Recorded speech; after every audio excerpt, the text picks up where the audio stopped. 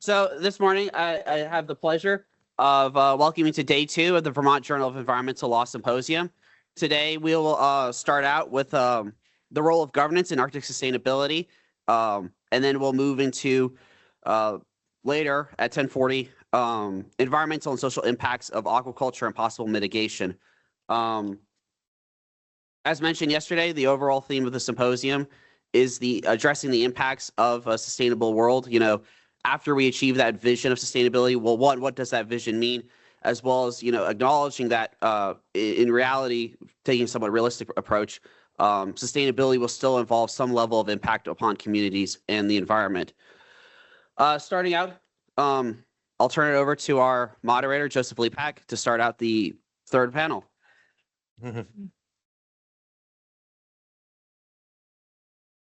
you, Joseph. So I would like to welcome with us Dr. Araujo, Director of Energy Policy Institute at Boise State University. On us on the Teams call, Dr. Albert, Professor of Engineering at Dartmouth College and Executive Director of the National Science Foundation's Ice Drilling Program.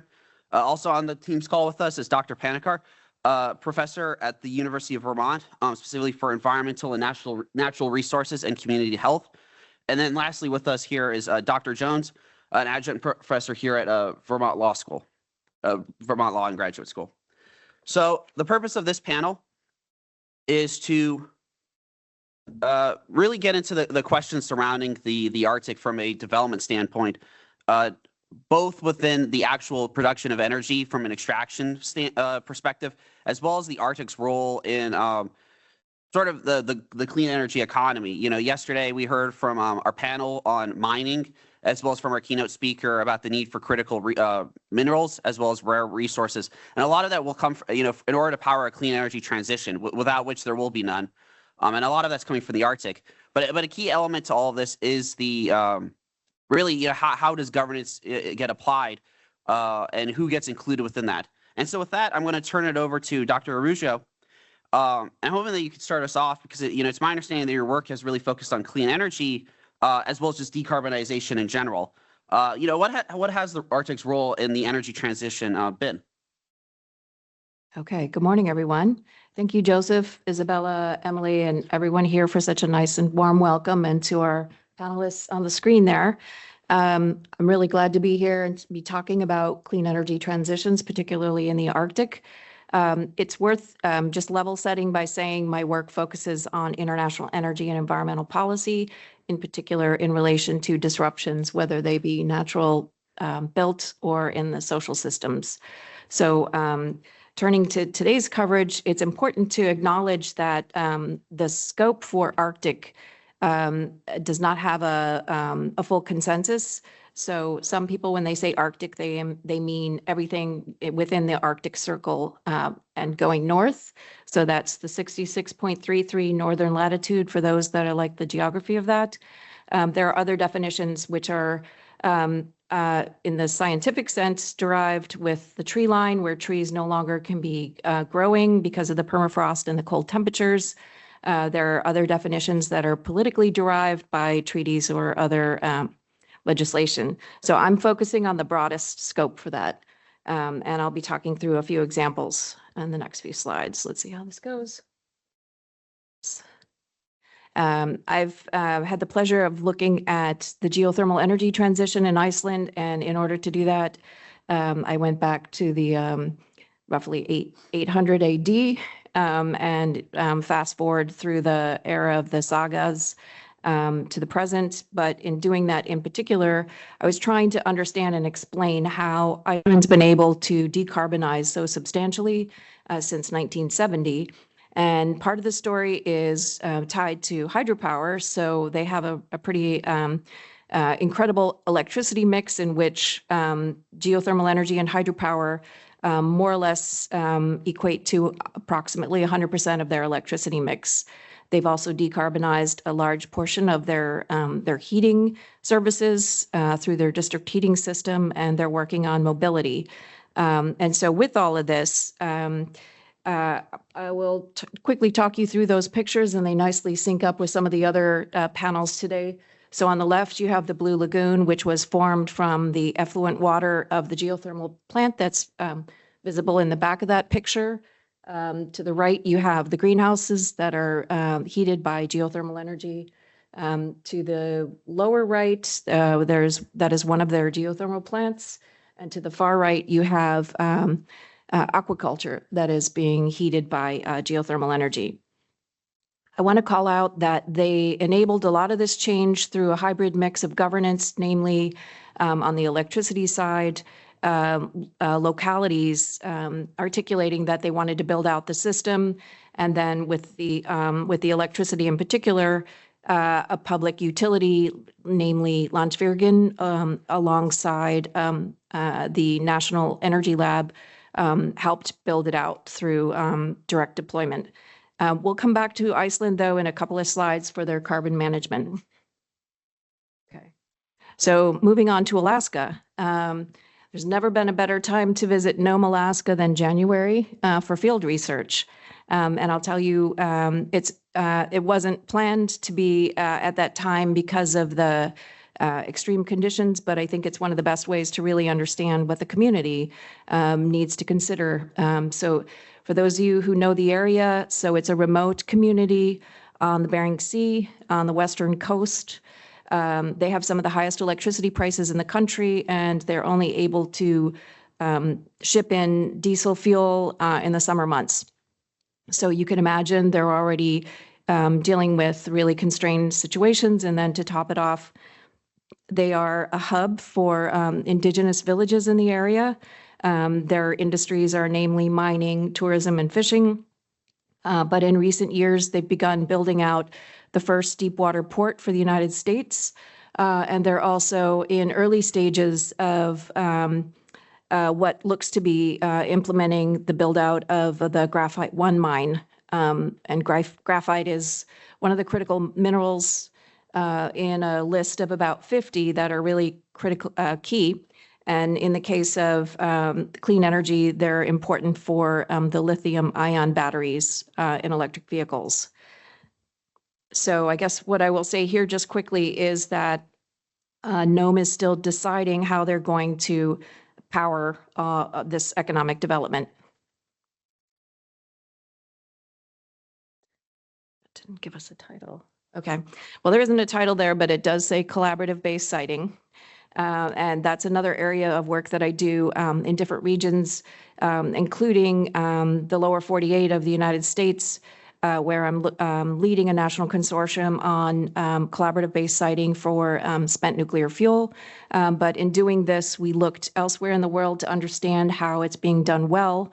And it's worthwhile to note that with multiple jurisdictions that are intertwined in terms of siting, the decide, announce, defend approach, or the top-down approach that some of us might colloquially describe, hasn't been effective. And I will say with the work that we're doing, we're finding that not only for nuclear waste, but all kinds of other energy development, it is important to be working with the communities, not only the potential host community, but those adjacent to it and other stakeholders upstream and downstream to have a more socially enduring siting. So that brings us back to some of the other areas of energy technology that I work on that are relevant to Arctic energy. And so this includes not only, I'll jump ahead here for a second, Arctic oil and gas and hydrogen. The short version there is that there's not a lot of agreement across sectors and stakeholders in terms of the right way to move forward with Arctic oil and gas. In terms of hydrogen, it's a huge opportunity to bridge the different sectors. Speaking of new shipping, with Arctic ice melting, there are the trade routes which are opening up, and this raises new questions about ports that are going to be in demand around the clock. So all the energy, environmental, and other kinds of challenges there. And then nuclear corridors, and I'll just kind of put a footnote there that nuclear is getting a lot of attention right now with the national government, our federal government, in terms of build out, but also internationally.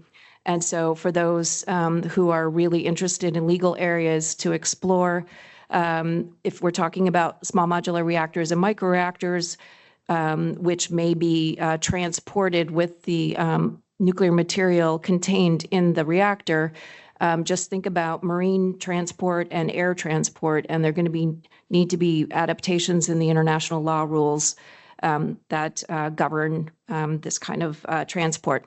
So that brings me squarely to carbon management back with Iceland. So how many people have heard of the Coda terminal? We've got one, maybe two, maybe. Okay. Quickly sketched. So this is building on that amazing decarbonized electricity mix that I told you about a few minutes ago in Iceland.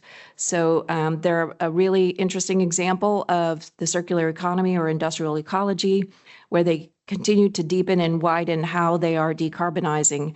And one of the amazing things that happened in Iceland within the past decade or so is that they scientifically tested the injection of CO2 into basalt, and it solidified within 2 years. And the hypothesis was that it was going to take an extraordinarily longer period of time. So just think about it, and I guess you can see me down there in the lower left. I'm holding solidified carbon. So CarbFix is a company there that's done this, but they've taken it many steps further. So with the Coda terminal, they're either using direct air capture to extract CO2 from the air, or they're through the terminal, they're expecting to be shipping it in. And in doing so, then they will inject it and indefinitely store it. And this is becoming a huge draw for Northern Europe for the hard to abate areas. And the rules have been changing to enable this to happen. So it's a key area to watch. And I think I'll stop there because I know we have plenty of time and things to talk about. Thank you. No worries. Thank you, Dr. Arusha. I think Dr. Albert, this is actually a great going to use as a great follow-up, because it's my understanding as an engineer, you focused heavily on like both the engineering and the environmental challenges. Also, for those online, I have a clicker to get us through the slides. All right, thanks. Thanks for inviting me. This is an exciting panel. I'm going to talk, I've worked mostly in Greenland so far as the Arctic, but I just want to say going into this that the Arctic is not a homogeneous group of people. The environment is not homogeneous, and the resources are not homogeneous. So it's very different. Even though Greenland is not far away from Iceland, Greenland does not have a lot of geothermal. In other words, it's not on a rift in the plates where you can get the energy from deep earth. But Greenland is, okay, you can go on to the next slide, just to give some broad background of what Greenland is. Next, okay, it's actually the world's largest island. And when you see it on a map, you see white. That is not just snow, that's an ice sheet. The ice sheet is solid ice. In the center of Greenland, the ice is 2 miles thick. So if you're standing there, the nearest land is 2 miles away, straight down. It has a relatively small population for a nation, 57,000 roughly, mostly Inuit. These are indigenous Greenlanders who have been there for the last millennia. It is a large expanse, very rugged coastline, no roads around Greenland, a few roads in some of the major cities from the downtown area of the city out to the airport usually. And no national grid, no way of transporting energy or electricity from one area to the next. Okay, next slide, please. Governance. The Inuit, Greenland Inuit, who have lived there for about 1,000 years, of the current group of Inuit, have lived there for about 1,000 years. In the 1700s through the 1950s, it was a colony of Denmark. Then the UN decided that nations should not have colonies. So in 1979, Denmark gave Greenland quote unquote home rule. So there is a Greenland legislature was formed, but it's largely still influenced by Denmark, especially for economics and for military purposes. Then in 2009, there has long been a desire of the indigenous people, who are a majority of the population, to have their own nation. And in 2009, they became a self-government. They have a parliament. That said, it's a very young government, and so they still rely heavily on the Danish. Until recent years, they were looking to America, envying what we have, and that's sort of changed the feeling there among the locals. But you can see that their culture is hunting fishing culture. They live in the lower left there. You can see their homes. Of course, they're Danish design. The Danish sent kits up to be built there, so they have would build homes that were designed for environmental conditions in Copenhagen. It's quite different in the far north. Next slide, please. For energy, Greenland, the government of Greenland is more a nationalized government. They have a national utility, Nukissiorfi, that provides water and power to all towns in Greenland, even though they're dispersed so widely. So unlike power here in America, it's not private company, it's government owned.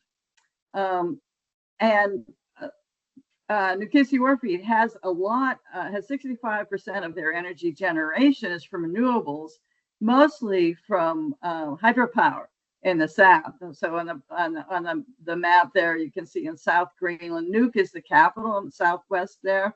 They have a lot of rivers coming off of the ice sheet that run year round and provide hydro. So that's most of the power they produce is in the southwest from renewables. But 70% of the energy consumed, either by private or public utilities in Greenland, comes from fossil fuels, namely diesel. So for all of the local communities around Greenland, they're 100% reliant on diesel to run diesel generators in local power plants. Okay, next slide. I've been working in Qaanaaq, Greenland. I was invited to come there by Toku Shima and her friends. They are hunter fishers in Qaanaaq, the northernmost community of its size in Greenland. It's about 600 people. Their economy is mixed subsistence, meaning they hunt and fish for their food and for selling it. They have a small cash economy. They do have cell phones. They have GPS. As you can see, they have Western style homes. Yet there's no civil infrastructure. Their water comes from melting ice from the icebergs or from seasonal streams. So in the lower right, you can see here in Qaanaaq, the storage is along the shore. From the ship that comes once per year, they get oil that provides energy for them year round. The ice conditions are too bad for the ship to come any other time of the year. The water tank is much bigger. It comes from Nukissiorfi plant for melting icebergs and from harvesting water from a seasonal stream. So these conditions are quite different than we have here in the US. When you talk about energy, it is very localized, and you cannot assume that the way we live here in New England is the way everybody lives. Next slide, please. The problem there, and again, it's an largely indigenous country. The current challenge is that fishing is the largest industry in Greenland. Fisher family income is out of balance with their energy costs. So with everything reliant on diesel and diesel being shipped in, the energy costs are high, either for heating or electricity. Their household income is not sufficient to keep up with that. Here we see a fisher, they fish for halibut, the best halibut I've ever had from some of the cleanest waters on the planet. But they are having a problem with affordability. Next slide, please. So the project I'm working on, and I won't go into it at all, but what we are doing is convergence research. It is research aimed at benefit of society. And we are solving engineering and policy challenges for interlinked fisheries and energy uses. I mean, energy, if you have energy, you can do a lot with your economy. And our goal is to empower the indigenous fishers for their sustainable future. We've done studies on solar, showed how Nukis-Yorfit could save money by installing solar, even here where it's dark for half of the year and 100% sunlight for the other half of the year. Housing, well, we co-produced housing designs with locals that are affordable, reliable, well-insulated homes for them. And the family income, we have helped them learn that they don't just need to sell their fish to a large industry. They can process the fish and sell it, much like the specialty farms here in the US have done. They can sell their fish for a high profit by individuals, small businesses. So it's in this area of the world, Westerners look up there and they say, oh, you don't have any industry. How about tourism? We'll ship all these people from abroad to come there and expect to live a Western lifestyle. Or we will mine your energy resources and maybe we'll give you some of it. Greenland likes to advertise that they are open for business, but they want to make the country in their vision and not simply be taken advantage of like so many indigenous places have around the world. Okay, thank you. Thank you, Dr. Albert. I think this ties really nicely into Dr. Panikar research as well and work. Specifically, it's my understanding that Dr. Panikar, that you mostly work with indigenous communities, primarily from like an environmental health perspective. And I think, maybe if you could touch on that as well.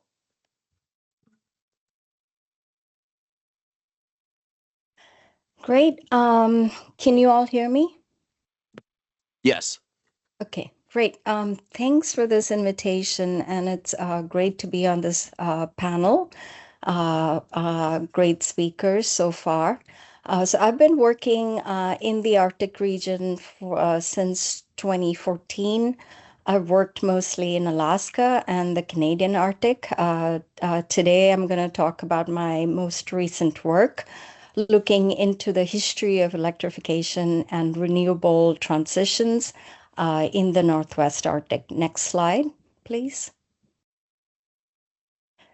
So energy issues, as we know it, have modernized and mechanized almost every aspect of our lives, including both physical and even our intellectual labor has been transformed with electricity. So my research asks the question, how have energy relations reshaped collective care, food, and land relations by transforming functions of labor and agency?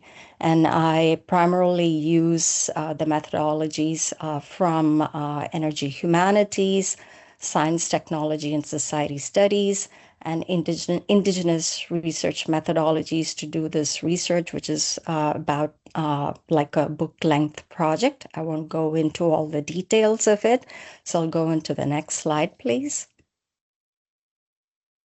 So I want to start with the Northwest Arctic. So this is a region within Alaska. You can see it highlighted in the red on the map. There are about 11 communities in this region. All of them are Inupiaq communities. So to put this in context, this region itself is about the size of Vermont, New Hampshire, Massachusetts, and Rhode Island put together. but still there are only about 7,500 people living in this region, small region. I mean, it's not small region, it's a big region, but with a very small population. Next slide. So even if this is a big region with a very small population, it has multiple layers of governance. So every little community, so all of these are Inupiaq communities, but they are also federally recognized separate 11 tribes. So each of the communities have tribes. They also have a city. But their land, tribes do not own the land. Their land is held in a trust by the corporations, well, a village corporation in this case, Kikitariuk Village Corporation, and then the Nana Regional Corporation. And then they have other layers of governance by the state and then also the federal government. But the most important thing to also note is the founding of the borough in 1986, which was established to kind of make sure that the payment made in lieu of taxes from the mine in the region would go back into the region. So next slide, please. So Red Dog Mine is the largest or the biggest lead and zinc mine in the world. And it's located, it's in the Northwest Arctic Borough. It is the largest source of revenue for the region and for the borough. About 80 to 90% of the revenue comes from this. And it also offers various benefits to the communities in the region, especially in subsidizing the cost of like water and sewage system in the region. Let's go into the next slide. So the Red Dog, it's the biggest mine, but it's also one of the most polluted sites in the U.S. according to the toxic release inventory. But we all know that it's also the metals produced there is very consequential for the renewable energy industry. And I'm not going to go much into the slide. Let's go into the next one. And this is a basic overview of the communities in the region. I just wanted to highlight this just to show how recent, the electrification, the modernization of these communities are. As you can see, most of these communities, were electrified in the 1970s. Kotzebue was the first one to get electrified in 1949. Most of the, water and sewage infrastructure was also kind of put in along with that. But still, there are some communities that do not have a sewage system in the region, especially like Kivalina and, Selawik are the two major communities. But even then, as I speak of it today, in Ambler, even if they do have a water supply system and sewage system, they don't have running water because of the maintenance issues that they have had over the winter and so on. Next slide, please. So just like in Greenland, like Mary was talking about, these are islanded communities. They're not connected to a road network. The grid is also not interconnected even between these villages. the fuel is largely flown in or barged in in the summer. And these are mostly diesel powered. These communities are run by diesel powered microgrids. But even so, they have climate action plan. They want to reduce their footprint, they've been investing heavily in renewables. So let's go to the next slide. So this slide actually shows that this region has been a leader in Alaska in considering renewable transitions in the state. Kotzebue put wind in 1997, and it's one of the first utilities in the Arctic to kind of like switch to wind to generate power. And since then, as you can see, more of the coastal communities in the Northwest Arctic have been relying in some parts on wind. Next slide. And this actually shows that the number of efforts the region has made to switch to solar. I also want to note that they've been steadily trying to transition to renewables, especially as a result of all the oil crisis. So the first transition happened in the 1990s because of the oil crisis in the 1990s. After 2008, the second crisis, there was a huge focus to switch the communities to solar. So in 2012, the borough put solar panels at the water treatment plants in all of the 11 communities in the borough, which was the first in all of Alaska. In 2016, they did a pilot project to test heat pumps in each of the communities as a pilot project. And in 2019, they put rooftop small solar on every rooftop in the community of Ambler, and also put a heat pump. And under the Biden administration, with the IRA funds, they were able to obtain about $65 million to transition all of the communities, put community solar in all of the communities. But they also implemented a community solar project in 2020 in Shungnak and Kobuk. So next slide.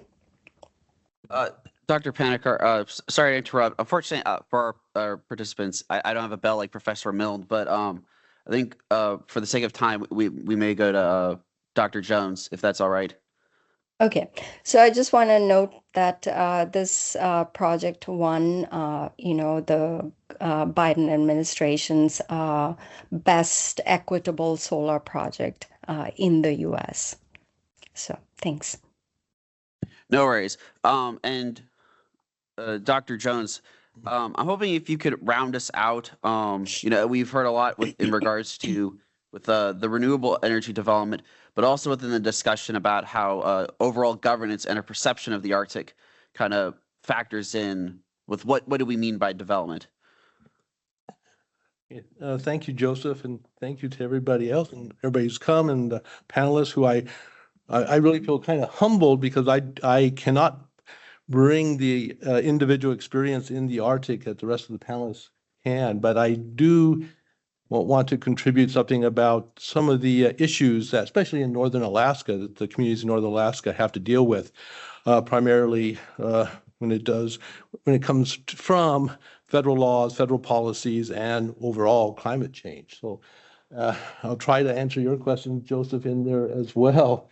But this first slide, what I show, I think what most of the other panelists have been talking about is in some way, at least to me, encapsulated in the slide on the right, which is a small community in northern Alaska that is starting to go solar.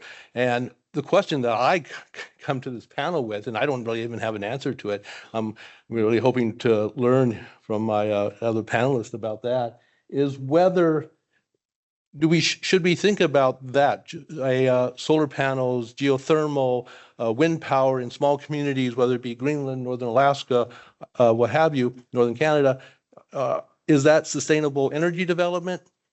Should we think of it that way, or should we think of it the way I do, is sort of, or at least the way I think it should be thought of, or maybe it should be thought of, as a building climate resilience. I should say as a precursor that in my teaching here at VLGS, I teach a lot of classes. One's the natural resources law class that deals a lot with energy development throughout the federal policies of that, and I also deal with I also teach climate change classes, including climate change adaptation classes, which I think, given that I'm pretty pessimistic about the way we're doing with climate change mitigation, I think in climate change adaptation and building climate resilience is much more important. So what I wonder is, how is the sustainable energy development on the right-hand side going to be impacted by what we're still seeing in the Arctic, certainly in the Alaska Arctic on the left-hand side, and that's offshore and onshore oil and gas drilling.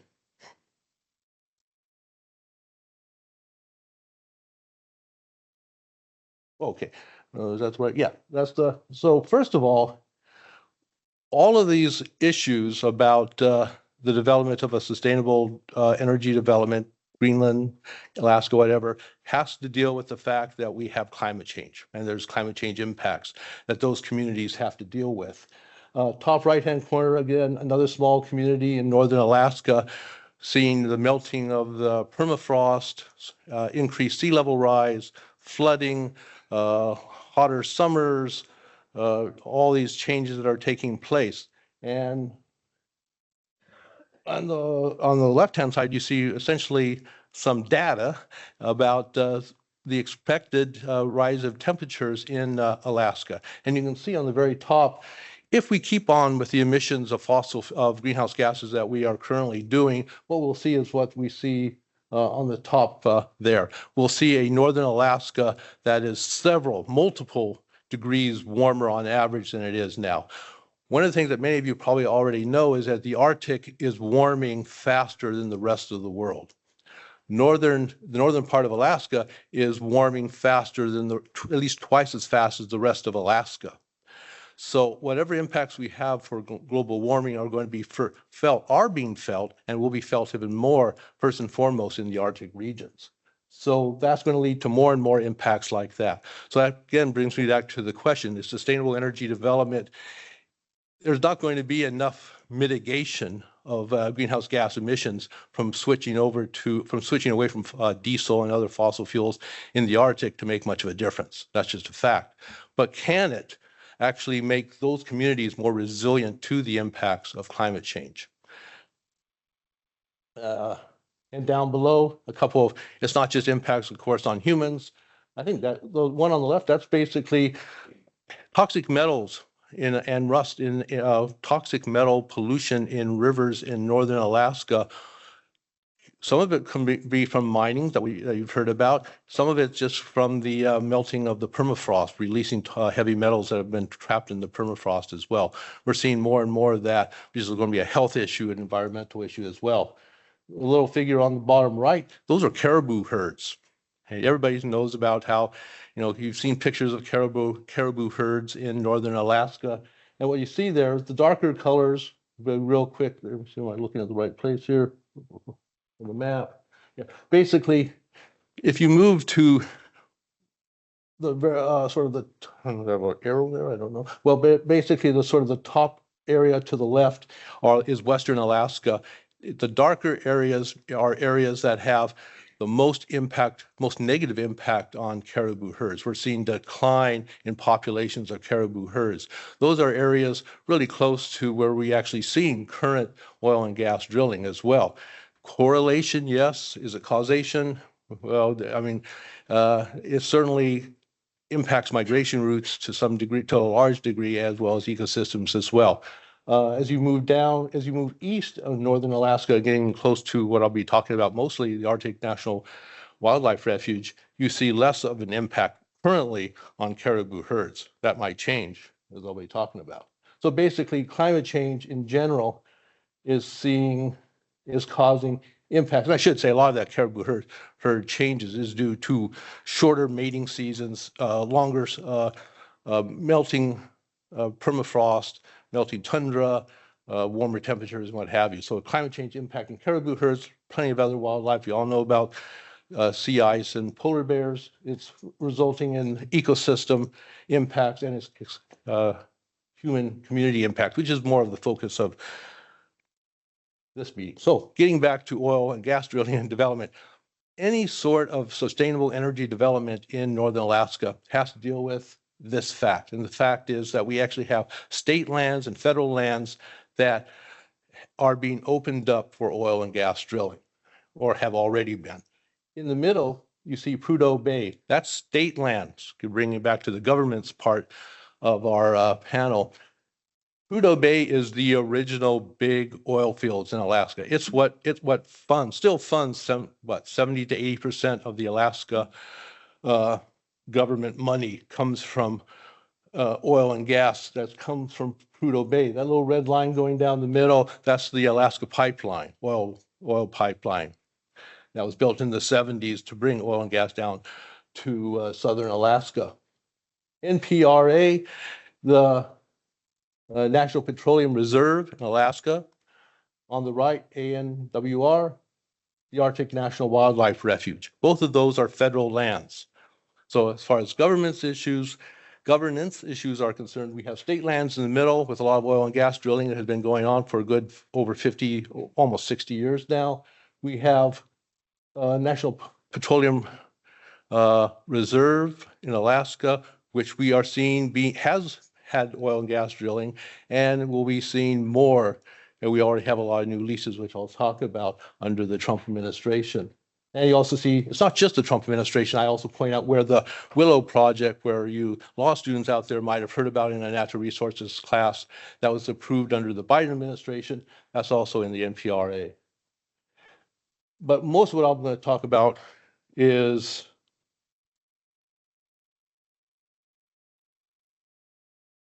the Arctic National Wildlife Refuge right now. We'll be quick here, because this is probably the most contentious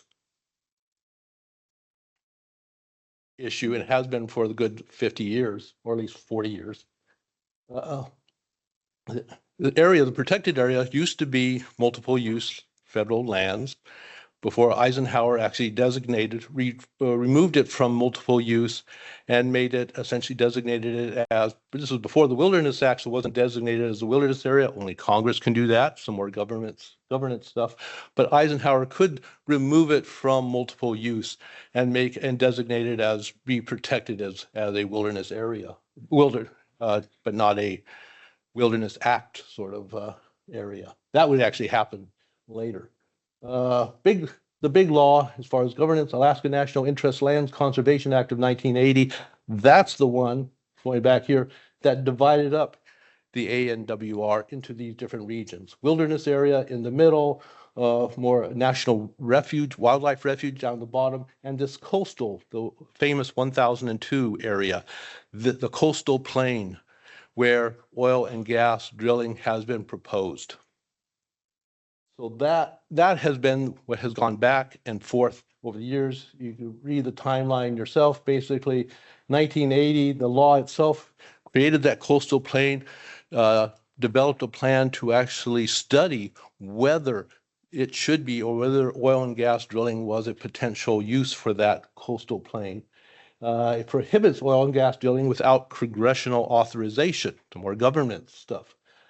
And it also, very importantly, actually guarantees that Native Alaskan subsistence rights for hunting, fishing, living would actually be preserved and would be considered in any sort of development of the plans. Well, then we go back and forth. Clinton administration vetoes a congressional bill to drill there. 2001, the Senate blocks a George Bush proposal to drill there. So Congress, basically the president in 1995 blocking drilling, and the Congress in 2001 blocking drilling. Finally, 2017, Trump 1 administration opens up, begins selling leases.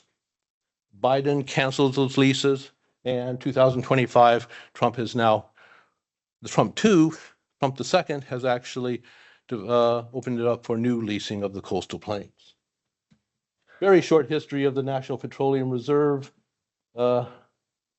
Basically, Biden approves the Willow Project, restricts approximately 13 million acres from oil and gas drilling, and 2025, those are reopened as well. Dr. Jones, Yes. I think we're going to bounce back to the rest of the panel here. Can I just And- real quick? Yeah, no worries. 30 seconds. I just wanted to say real quick here, this is where we stand right now. You can see on the left, those are the leases for the National Petroleum Reserve on the right. And we've seen basically just over the last couple of days, really just within this week, there has been a proposal to actually begin leasing land there as well, oil and gas leases there as well. So whatever we do at the sustainable energy development, I'll have to deal with the fact that we have some very heavy duty, unsustainable energy development that's going on as well. Thank you. No worries. I think at this point we're gonna go into the short, kind of back and forth. And I think actually something that Dr. Albert, you had mentioned earlier when addressing your work was with Greenland, development on their terms, on Greenland's terms. And where I'm going with this is that often something that as someone living here in not in the Arctic was always kind of talked about was well, maybe the Arctic should just be kind of like a just a preserve.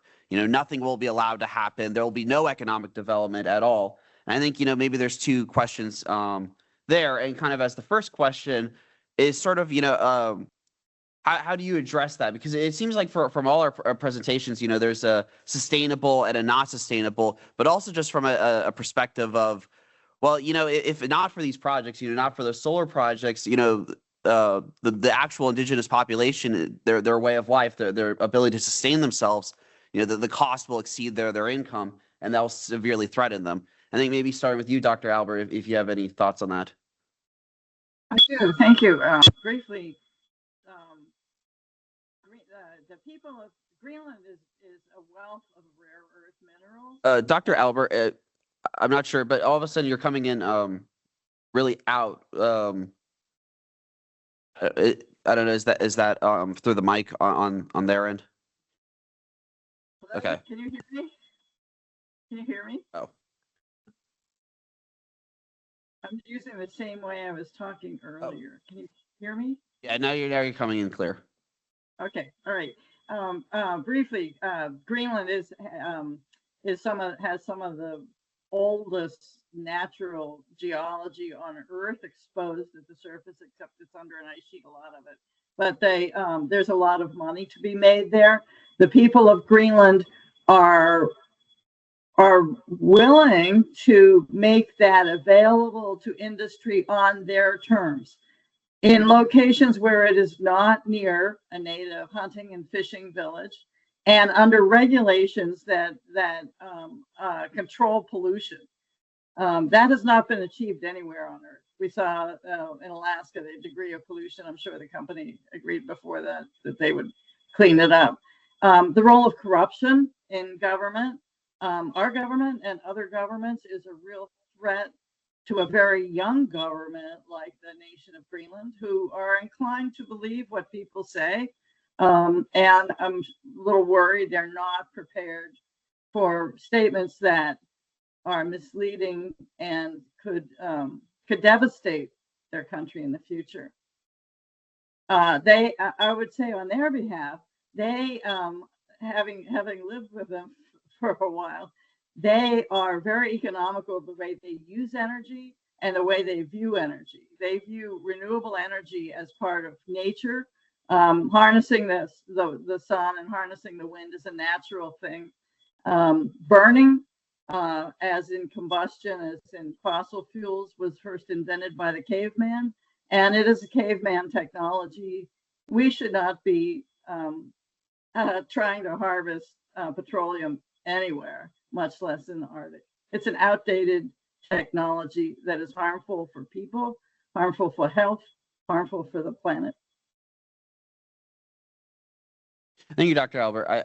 If any of the other panelists or Dr. Arujah, if you'd like to jump in as well on the question. I'm happy to say a little bit, in particular around Iceland's sustainability versus non-sustainability approach. So first and foremost, geothermal energy and hydropower there are both very cost competitive. But to take this a step further, the Icelanders developed some critical master planning that they integrated into their decisions for forward-looking plans on new energy projects.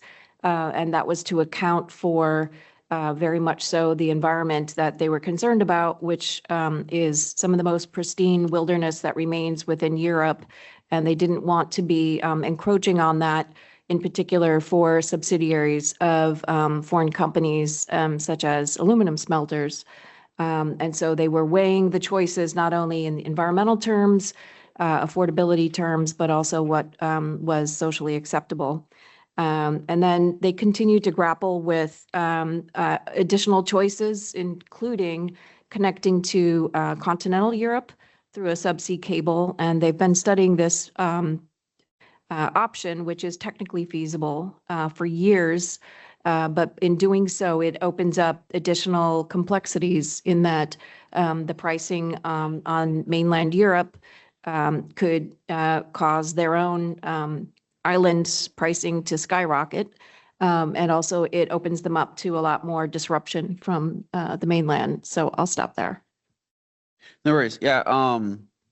Dr. Panikar or Dr. Jones, if you have any thoughts on the issue as well. Yeah, I mean, what I would like to highlight is the importance of indigenous sovereignty in this piece, especially about being able to locally generate electricity is very important to them, because they equate it like being able to harvest food, just like harvesting food. They should be able to harvest their required energy through either sun, through wind, through hydro. This is their vision.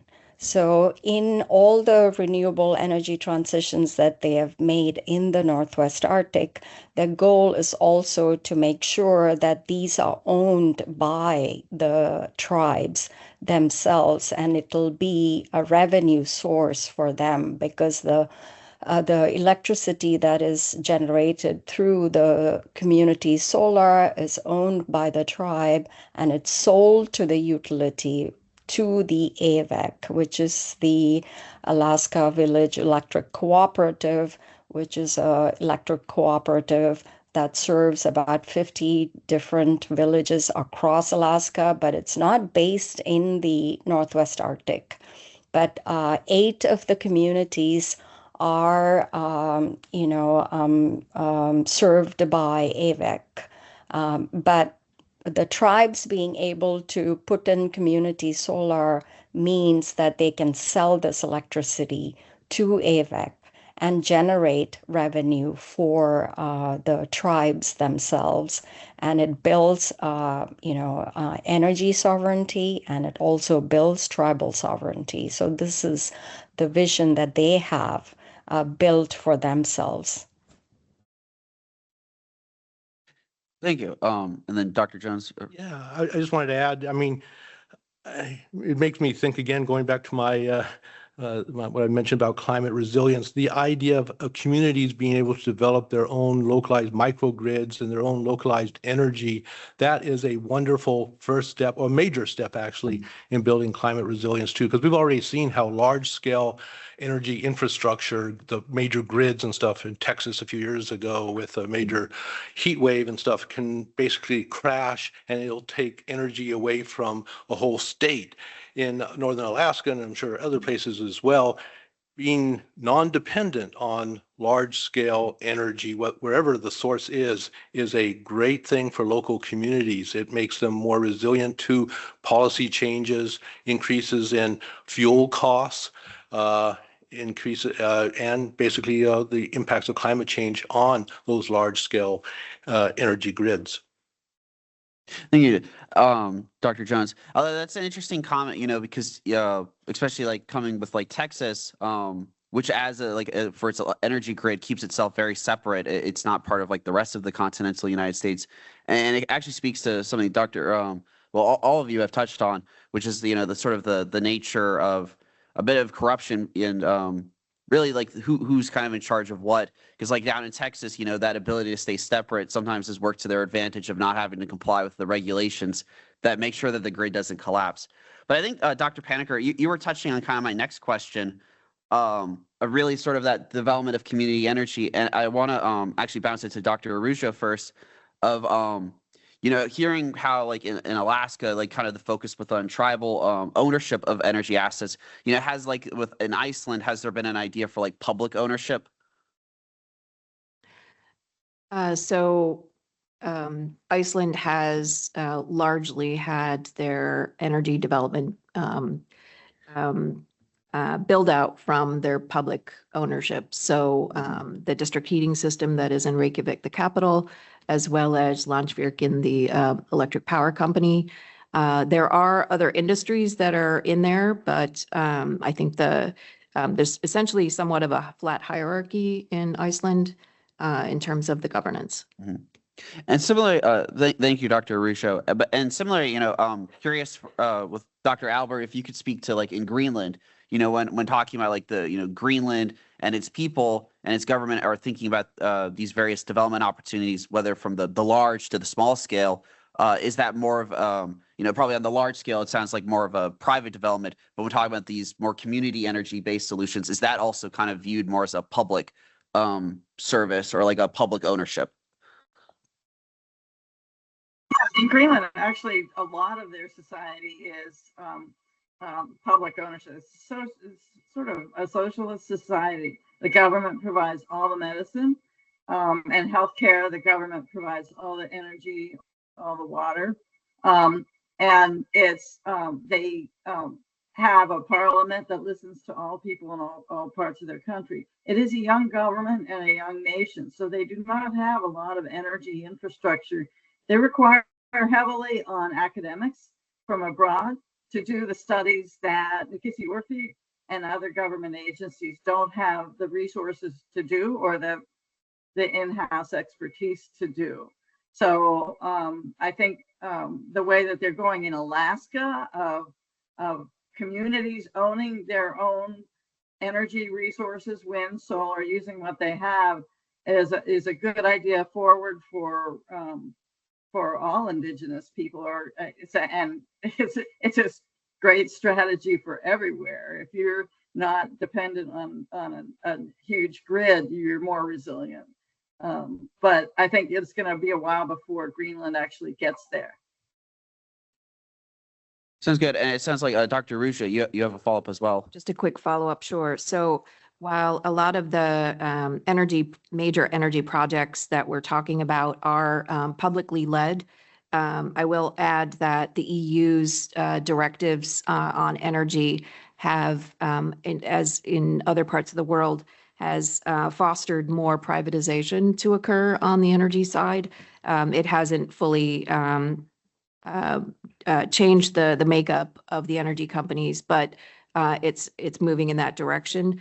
That said, back to the community energy aspect of your question, by having community-owned projects, it does alter the calculus in governance where the siting takes place, the sort of essentially the co-creation of the choice, as opposed to having it handed to you as, up or down, this is what's going to happen. Gotcha. I think may move on to the next question, which is we're talking about energy both from the perspective of from a extraction from just securing the mineral resources to also just providing the actual electricity and the energy needs of the local communities. But one thing Dr. Rujo mentioned, and something that periodically appears in the news, is talking about some of like these larger like transportation projects that are being proposed for the Arctic. And I was curious if the panelists, maybe we can start with Dr. Jones, if there's been any talk about sort of like what the future energy needs of the Arctic, and will that require like any major build outs in like the local grid? Good question. One I really haven't. Transport, obviously, as the ice melts in the Arctic, we know that shipping will become much more easier. I mean, I don't know if that's a good thing or a bad thing, but it's going to be a thing. And when I think of energy transportation, what I think of as far as the Arctic is I see way less need for large scale pipelines that take oil and gas from the north down to the south to be shipped from there, and we'll see basically the tankers coming into the Prudhoe Bay and to the north and picking up the oil there and taking it out. As far as how all of that impacts the Arctic region itself, I don't see anything. I mean, local economies obviously can be helped from jobs and what have you. Local environments will be harmed from buildings of ports and what have you.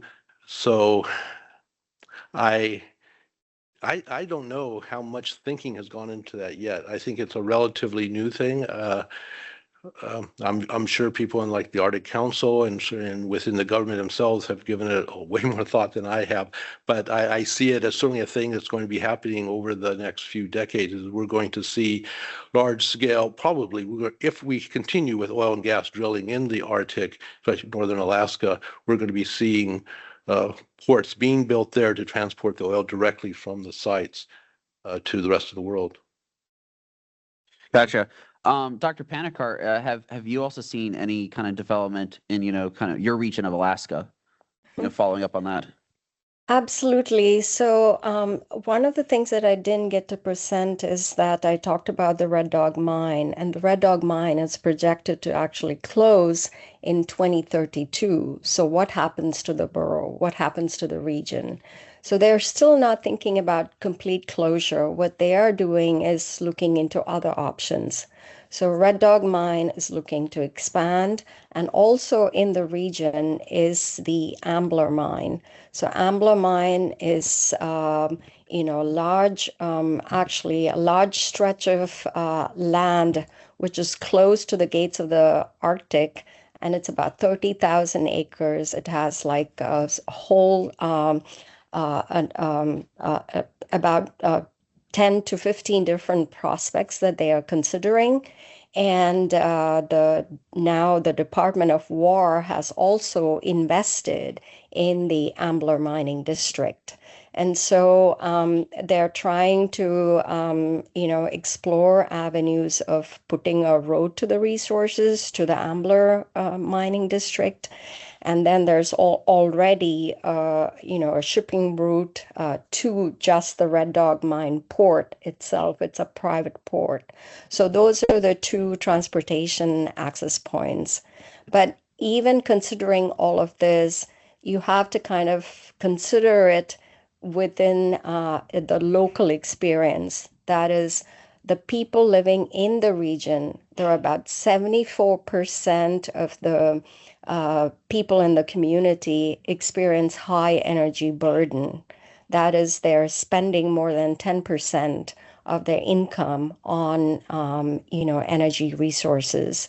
But what we have been able to show is that a combination of solar and heat pumps can actually reduce that burden from 74% to 40% through these, renewable transitions. Thank you, Dr. Panikar. I think one thing that's very interesting, and something that when kind of formulating the panel, didn't fully, kind of materialize, but I guess to give context for students as well, because often, we're thinking about it in terms of the mineral resources of the Arctic or the petroleum resources, but there is a huge the Arctic is very much a geostrategic location. It has huge geographic importance, not just in the hypothetical like shipping routes, but just like Anchorage, Alaska is within like 9 hours of like almost the entire developed world. You can get there. And in fact, historically, that was a major passenger port, airport during the Cold War. But even now, like it's, if I'm not mistaken, it's like the second busiest cargo airport in the entire country, and about 4 or at a fifth, 4 or 5 in the entire world. Anything that you're ordering overnight, or like kind of ordering like the 1 day, the 2 day delivery from Amazon. If it's coming from Asia, it's coming through Anchorage. So there's a lot of kind of discussion around that. There's a whole, in addition to the idea of like, well, will there be major cargo ships and sort of like the build out of infrastructure? You think about all the stuff along the ports and the Coast Guard installations across our, the eastern seaboard, the western seaboard. That doesn't exist anywhere in Alaska to the same degree. But I think at this point, we're going to start opening it up to student questions, if there's anyone for either the panel or a specific panelist.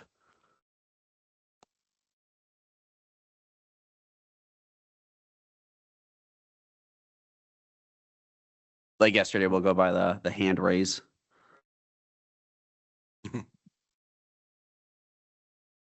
Thank you all for speaking today. This question goes to, any one of you, but at the end, we kind of talked about geostrategic importance, and there was some mention of like the military, Department of Defense. I don't know if I would love to call them the Department of War, even though they did rename themselves. But the military importance of the Arctic and how that plays into this idea that the Arctic and indigenous people should be like free from like Western pressures to be involved in like their energy schemes and whatnot. How does that military aspect play into the pressures they face in energy independence and sovereignty? Yeah, I guess if there's a specific, if anyone wants to take that on, or Dr. Albert, sounds like you're volunteering. Greenland has long been of high importance in the Arctic, strategic importance. And in fact, back in the days of the Cold War with Russia, there in the 1950s, over-the-horizon radars were installed on the ice sheet to detect air traffic, missiles, whatever, coming from Russia headed towards the U.S. It's still strategically important. Shipping is a slow way of getting things there, but Greenland has installed 2 long runways that are for primarily they were motivated by tourism and to sell their fish abroad through Royal Greenland. But the people, even I used to work at CREL, which is an Army Cold Regions lab. And I'd go to the Army Science Conference every year, and every year there were talks on how the observations by humans surpassed observation, the ability of the brain to synthesize information and understand what's going on from disparate sources, far surpassed anything that could be observed by instruments. So the Army views eyes on the ground as an important sensing tool, and collaborating with the locals has been a strategy of U.S. Warfare always in the past, making friends with the locals for that reason. Yeah, and I think that it's one of these things where it's a little bit beyond the scope of the panel to a degree, but there's other areas, like Canada in particular. A lot of their defense strategy relies heavily on the indigenous communities working as sort of those eyes and ears. But also something to keep in mind, and I think that this may tie into something that we've all touched on to a degree, the panel's touched on to a degree, is sort of how things come and go. I remember a while ago I was talking to some of the panelists before about this earlier. When I was younger, it was like Russia was having this massive build out in the Arctic and all these things happening, and that's happened before in the 80s and like in the 60s. But now, like in particular, like all that like equipment, a lot of those soldiers are dead in Ukraine or destroyed. So it kind of raises, it's similar. It kind of some of the projects that we've discussed today. It was like, well, Shell was like, oh, we're going to build out all these oil rigs, and they haven't. but they could. So it does kind of feel like sometimes the Arctic, it's like up and down. It'll be this huge new area, everyone's going to invest in there, and then 10 years go by, and it hasn't really happened. But then the next we're going to open everything up for oil drilling. Yeah. Add real quick to that. I mean, just a couple quick things. One thing I didn't mention at my last slide is exactly what you were saying, Joseph, is, can this problem be solved, or will the problem partially be solved as far as oil and gas development in the Arctic through market forces because of companies like Shell who have backed out of leases or who have decided it's just it's too pricey to actually build an oil well, to drill offshore in the Arctic. It's cost too much, it's too hard, what have you. And then, at least up until recently, when oil and gas prices were going down as opposed to going up, is it worth it? Are we going to make enough money now to actually be, or in the future to actually pay for the cost now? Because it takes a long time between building an oil rig and actually getting oil that actually you can put to the market. So yeah, now one of the problems though is as the climate change opens up the Arctic and gets rid of the ice and what have you, it becomes cheaper to actually drill there. So it becomes sort of a positive feedback loop that the more we melt the ice in the Arctic, the easier it is to drill oil and gas in the Arctic, which we can produce more oil and gas and cause more climate change and make it even easier. That's a nice positive feedback loop. As far as the military thing, the only thing I'd say about that is that, basically big countries have used oil and the supply of energy, either supplying energy or putting an embargo on energy as a hammer on countries for decades, if not longer, and stuff. So the more that a community can be independent, can create their own energy, the more insulated they are from military pressure and for local economic pressures as well. Oh, I see online, Dr. Panikar. Yeah, so in Alaska, the Eielson Air Force Base is maybe one of the first who's going to be putting in the new nuclear, the newer models of a nuclear reactor in Alaska. And also an important thing to actually note is that Alaska is also very strategic in terms of its proximity to Russia. And during the Cold War, they stopped actually all kinds of mining during that time. And most of the industrial scale mining, hard rock mining, started only again in the 1980s. So there was a long gap in terms of mining. They stopped mining during that time, but only allowed mining for, say, coal during that time. So it's also interesting that, there's been very little interest in even leasing the oil and gas fields for a long time. I mean, at least in the last 2 years. But since the oil crisis, just in the past couple of weeks, there have been an uptick in interest in leasing the land, and they've been able to raise a record $163 million just in the past week. And the governor is now all of a sudden quite happy. And there is an Alaska Sustainable Energy Conference coming up, and where all of this is going to be raised. Just to build out on that, if you know the writing by Dan Yergin, you know that energy and geopolitics and security go hand in hand. But just to bring that forward to what we've all been talking about here, when we were on the ground in Nome, Alaska, asking about different energy futures, namely more of the same with diesel versus some sort of nuclear microreactor versus renewables plus storage. A theme that emerged was, well, we're not actually that far from Russia. So does it make sense to install a nuclear plant here right on the coast that is within a missile shot away? And boy, you could really amplify the problem. Yeah.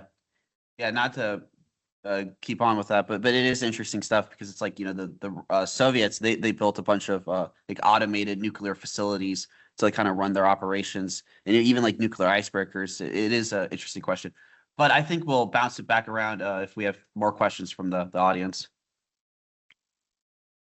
Hello. Excellent presentations and discussion. Thank you very much.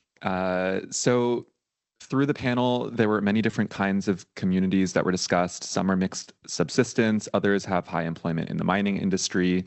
Greenland was characterized as socialist, Alaska very much is not. But one of the common themes was agency and the desire for communities to build out their own kinds of energy infrastructure. I am curious from the panelists, what enables communities to make these kinds of investments in their own economy and their own energy infrastructure? Is it some kind of innovative financing? Is it access to certain types of public funds? Is it general cost reductions in energy infrastructure? What are the major factors? Thanks. I'm happy to Yeah, start. sounds good. Okay, so great question, and thank you for that, Andres. I'll use the Nome, Alaska example, which is really a microcosm for a lot of these big themes right now. So affordability is incredibly important there. They experience a lot of permafrost, so nothing's predictable in terms of infrastructure. And they're very much working through the dynamics of, making it locally affordable. If you're asking about nuclear, a microreactor is not cost competitive right now because they're still on the commercialization side. So the conversations are very iterative, in which the local community wants to know how much the state of Alaska is willing to pay, and depending on which administration's in and what their priorities are, to what extent the federal government will cover it. And so because specifically microreactors are a very top priority right now with the current administration, and there is an eagerness to deploy. I wouldn't be surprised if there is some sort of funding package to help enable that in the near term. Dr. Paneker? Yeah, especially in the case of the Northwest Arctic, I mentioned that many of the renewable transitions have been in response to energy crisis. So in 2008, when the energy crisis hit, both the NANA Regional Corporation and the borough worked together to actually invest. Their main goal was to build a climate action plan and also renewable energy transition plan. And as a part of that, they have been focused on building a plan for each of the communities to figure out how they can actually address this affordability issue, of address the challenges that they have had in kind of transporting fuel to many of the communities. There were barging issues.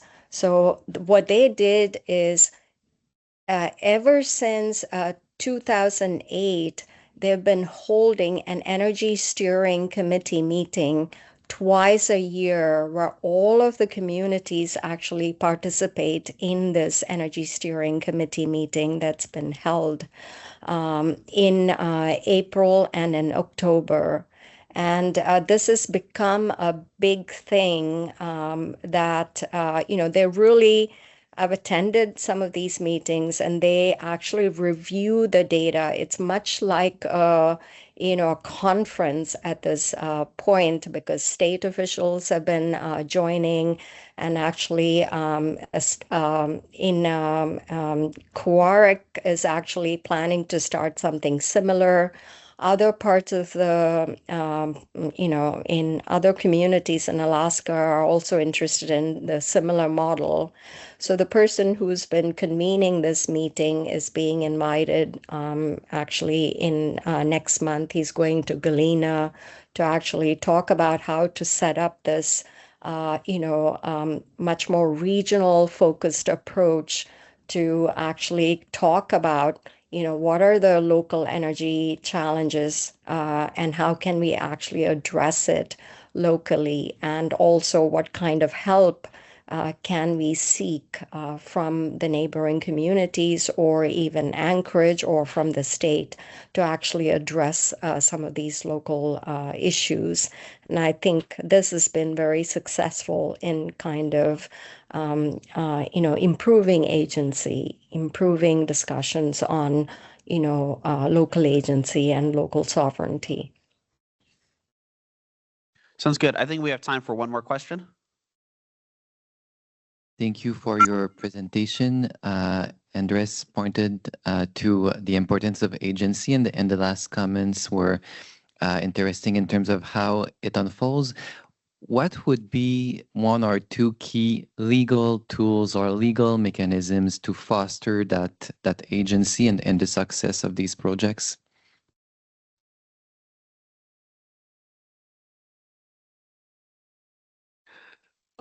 I'm happy to offer one, which Yeah. I also mentioned in my slide, which is collaborative-based siting. So the communities that are involved, not only the potential host community, but the adjacent communities that may well be affected as well, in addition to tribes, state, and national or federal governance. Dr. Jones, sounds like you got a thought. Well, that's a really great question. I mean, our current sort of energy law and environmental laws and federal land management laws really haven't been set up. This is a new issue for those kind of laws, so which is good in a way that we can actually develop a legal structure for the encouragement of localized energy, for local communities to be able to do this themselves. A lot of this, I would imagine, will be done at a state law sort of level as opposed to federal. Federal policies can be very helpful in providing, like the Inflation Reduction Act did, we mentioned, as was mentioned before, funding and advice, and a lot of things with climate adaptation, and this certainly falls into that, is where you see the federal government providing funds and tech and expertise to states and communities who then build a localized legal and policy structure to actually create, in this case, sustainable energy development. So I would sort of see it as something like that, where you're going to see a local governments, whether it be the boroughs, towns, and the states actually creating a legal framework to encourage it, with the federal government hopefully providing funds and expertise through policy and not maybe directly through law. Dr. Paniker, I see your hands up. Yeah, I really think legal measures are hugely important at this time, because we know, especially during this administration, there has been a lot of funding cuts, and especially for many of the projects in Alaska, there has been a roadblock. And these, you can release these roadblocks only by legal measures in some cases. So I know of a number of cases where, especially one of the projects got canceled, Energy Shed, which Launch Alaska had an energy shed project, and I think there have been efforts to actually sue the government to make sure that these funds are released. Another roadblock is that, yes, we have $65 million to put solar arrays in all of the communities, but the projects have not been moving forward because there has been an administrative roadblock. So how do you address some of these measures? How can you use legal measures, policy measures to actually get projects that are so consequential to address climate issues, to address issues of sovereignty, indigenous sovereignty, tribal sovereignty, to move these projects forward? I think, so legal measures and policy measures, local efforts, these are really important to move, a progressive agenda forward. Real quick thought, Yeah. real quick. I was talking about statutes and regulations. Great point there. I totally left out litigation. And actually that, yeah, I think that is something that we're going to see more. We've already seen lawsuits brought basically to force the federal government to release funds that had already been set aside for climate programs, for energy, sustainable energy programs. Then the Trump administration held back those funds and lawsuits have been brought. So yes, litigation outside of, federal statutes and federal regulations, basically to force the federal government to actually do what's already committed to do and what they need to do under federal laws. That's going to be a major tool now and in the future. So we are at time, but Dr. Albert, if you had any final thoughts, I want to give you the opportunity. I agree that legal measures and policy are always interlinked, and they must strike a balance between observing the rights of the citizens and having the citizens be a key member in determining what that is, as well as protecting the environment, but also avoiding roadblocks due to sort of maybe obstructions to energy development that could have been negotiated out in the first place, so that NIMBY get rid of the NIMBY effect. So here are areas where it's fine to put a big solar array. Here are areas where it's not. Policy and then the legal follow-up are both needed. Sounds good. Yeah, and I think what we've heard today, especially with the Arctic, I think the final question actually really kind of tied it all together, that it is a level of collaboration, because you have very different perspectives. It was funny thinking of the question earlier. It reminded me, almost 100 years ago, it was General Billy Mitchell, who, granted biographic, I think also very astute, visionary prophet or false messiah, said, whoever controls Alaska controls the world. It is the most important location on Earth. All the way down to the actual communities just trying to, maintain their cultural identities and traditions as they've always done for thousands of years. So, when we're talking about a global sustainable economy, that's a global economy where everyone participates together down to the individual, am I just able to meet my needs? And it really is trying to ensure that we have these dialogues and access to stakeholders. But with that, I would like to thank our panelists and for being here and having a great time. Thank you all. Bye. So we're gonna start with our final panel for the day. Yeah, I know. I well, it's also like I feel kind of quieter. Complain about it. Usually you can just project. So we're gonna start with the final panel of the day. Yeah, that's more on it. Which is going to be on the, how do we put it, the environmental and social impacts of aquaculture. Having moderating us here is our very own Andrew Hockenberry, VLGS alum, Professor Turchan, Dr. Browley, and Director Hitt. And I'll let Andrew do the real introduction, not spoil anything. Thank you. Yeah, thank you guys so much for being here this morning. My name is Andrew Hockenberry, and I'm really grateful to be back here in South Royalton moderating this panel on aquaculture at today's symposium. So before we get started, I also wanted to thank the Vermont Journal of Environmental Law and the symposium editors, Joseph and Isabel, for putting together such a thoughtful program and inviting us all to be a part of it. These events take a huge amount of work, and we're really grateful to be here. So to briefly set the stage, when we say aquaculture, we're referring very broadly to the farming of aquatic organisms, like fish, shellfish, seaweeds, in controlled or managed environments. And these systems can take many forms, from offshore net pens to traditional coastal fish ponds to recirculating systems on land. And as we'll see a little bit later, sometimes in repurposed dairy barns. So we should have some slides coming up. Yes. Yeah. So we have some pictures, some images to demonstrate what we're talking about when we're talking about aquaculture. So this is a open ocean net pen. And then we have a couple more examples on the next slide. Okay.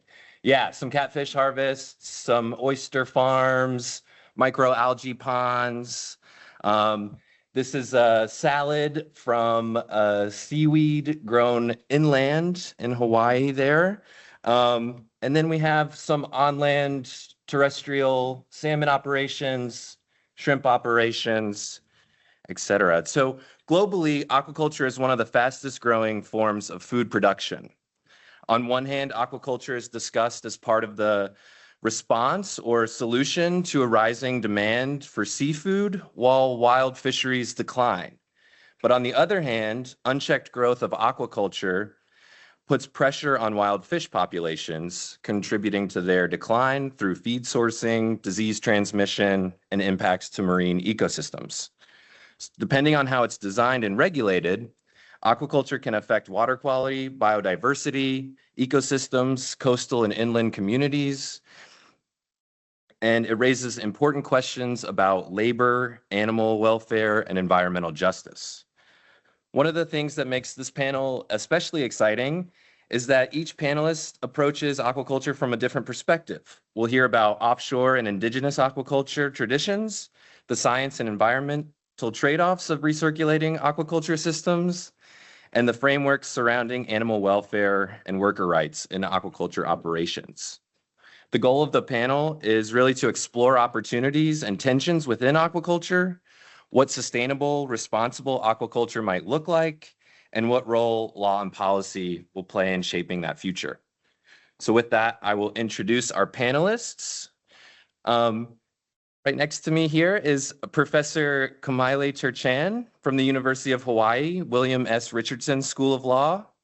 Prior to joining the faculty at Richardson, Professor Turchan was a partner at Jones Day in Washington, D.C., an attorney advisor in the Office of General Counsel at NOAA, a marine law fellow with the Hawaii Department of Land and Natural Resources, Division of Aquatic Resources, and served as clerk for Judge David Ezra of the U.S. District Court for the District of Hawaii, Judge Richard Clifton of the U.S. Court of Appeals for the Ninth Circuit, and Associate Justice Sonia Sotomayor of the United States Supreme Court. Professor Turchan's scholarship explores ocean governance and aquaculture, including work on offshore aquaculture in federal waters and on native Hawaiian aquaculture systems and traditions. Thank you so much for being here. Could you please tell us a little bit about your work and your approach to aquaculture from a legal and indigenous standpoint? All right, well, thank you very much for that introduction. It is such a pleasure to be here. I really enjoyed driving up and seeing your beautiful geography and environment here. It's quite different from Hawaii, but I loved it. So thank you on behalf, I guess, of your beautiful state. I'm very happy to be here. All right, well, let's see if I can do this. Okay, so here's a few more pictures. All right, so I'm going to just sort of get right into it because we have a lot to cover. So as Andrew very nicely explained, aquaculture does not mean just one thing. My personal interest is in marine finfish aquaculture because I'm from Hawaii and we have a lot of ocean. What does that mean? Well, usually we're talking about something that looks a little bit like that. Fish are confined in mesh cages that are submerged underwater and either tethered to the ocean floor or perhaps motorized to maintain a fixed location. These are huge pens, think the size of this room.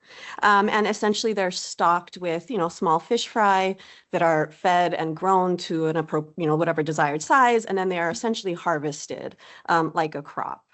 Okay, and so what you see here is sort of what it might look like from underwater, and this is what it looks like from the top. And these are, as I'll explain, usually, at least in my area of focus, federal waters, but it can sometimes be in state waters. Here's another view. Here we've got what's called an aquapod.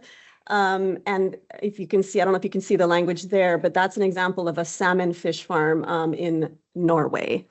So before I get started, and the intro touched on this a little bit, why are we even looking at this? Why are we even talking about this? There's a couple reasons. One, at least theoretically, these offshore marine aquaculture type things will address food security, right? Wild fish stocks are not meeting the demand of a growing human population. So there's that one sort of food security angle. The second is it also is a way for advocates in support of wild fish stocks to actually sort of leave the wild fish stocks alone and let them recover and help them help their population sizes.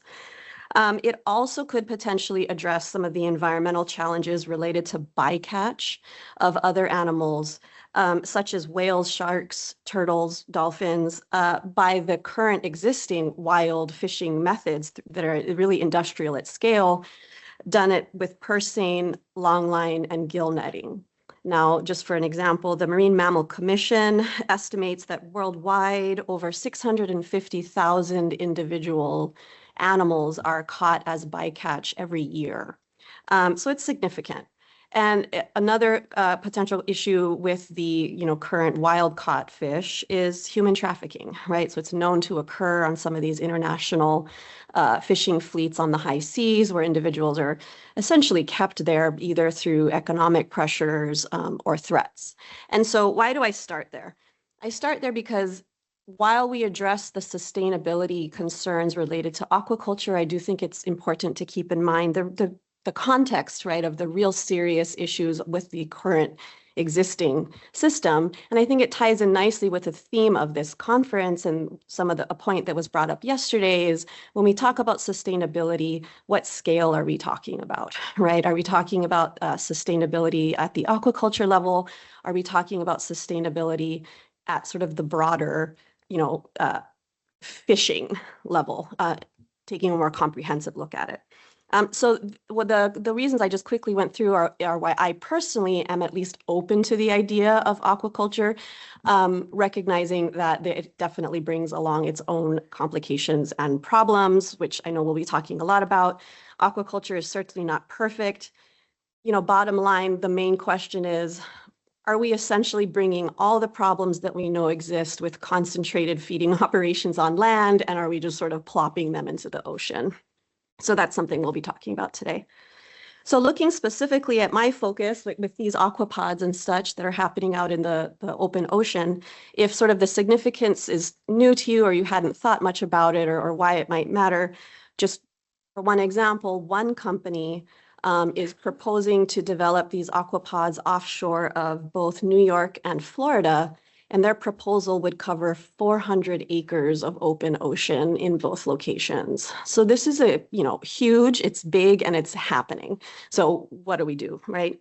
So you asked about my research and sort of my focus. So I look at open ocean aquaculture from sort of two different perspectives. The first, because I'm a lawyer, I'm very worried about the details of regulation. So again, this is a developing industrial commercial let's say complex, I suppose. Now, in states like Hawaii, where the water gets deep pretty close to shore, these types of big industries might actually be happening in state waters and therefore regulated by state law. But in a lot of places, particularly like the Gulf, for example, it doesn't get deep enough for this until you're well into federal waters. So in that case, we're talking about what type of regulation is available or possible under federal law. That's really where my main concern is. We need to make sure this is not just sort of the Wild West out there on the open ocean. What can we do in order to manage it and regulate it?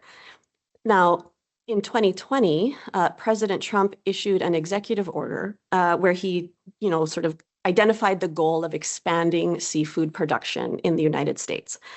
At that time, President Trump, in that executive order, designated NOAA, my former employer, although I'm speaking here in my personal capacity, and I'm no longer working for NOAA.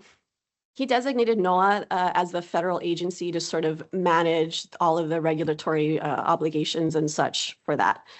Now, students of administrative law or environmental law probably know by now that the U.S. Supreme Court issued an opinion, Loper-Bright, that has significantly changed the way courts review the statutory authority for federal agencies and the scope of power that they can claim under those authorities. And even though President Trump in his executive order identified NOAA as the agency to sort of manage this process, there's actually a real legal question about whether NOAA actually has the authority to regulate aquaculture as a form of fishing under its statutory authority, the Magnuson-Stevens Act. So why do I bring that up? Well, we of course all are aware that there's sort of a deregulatory environment right now at the federal level. And when you're out in federal waters, you really do need to be able to find that statutory hook to actually impose regulations or permitting requirements on these commercial entities at all. So that's my first area of real concern, and I'm happy to talk further about that if there are questions. My second focus, which I hope I have, there we go, is on from a totally different perspective, right? It's about implementation. So I started off by mentioning that I'm originally from Hawaii. And so my question is, all right, if it's possible, big question, right? If it's possible to have sustainable aquaculture systems, can we look to indigenous aquaculture practices for some sort of inspiration? Now, in Hawaii, there has been a traditional fish pond system. It's called local i'a, is sort of the general term. This system was in nearshore ocean waters. It's existed for 1,000 years, to support and feed the neighboring communities. So this concept of aquaculture, I think my point is that aquaculture itself is not new, right? What's new is this sort of industrial commercial scale. And so as always, right, this is a question about what do we want our food system to look like? How do we want it set up? And is this technology that's being developed, is it going to be solely extractive, or will it also be able to be used to feed the community? Does this technology work within the local ecology or not? And so just to briefly conclude my opening, because I know we got to keep moving along, a couple ideas that come from traditional fish ponds would be use native species, not invasive species in these aquapods, perhaps focus on herbivores fish, right, that eat algae as opposed to feeding the fish pellets, which is strange and has all of its own issues, right? So only stock herbivore fish. Avoid fish that would usually be migratory, so that might eliminate salmon. I mean, that's something we could talk about. Include the idea of eco-mimicry, perhaps. It's not really natural to have a monoculture of fish anymore, that it's natural to have a monoculture of farm, agriculture products on land.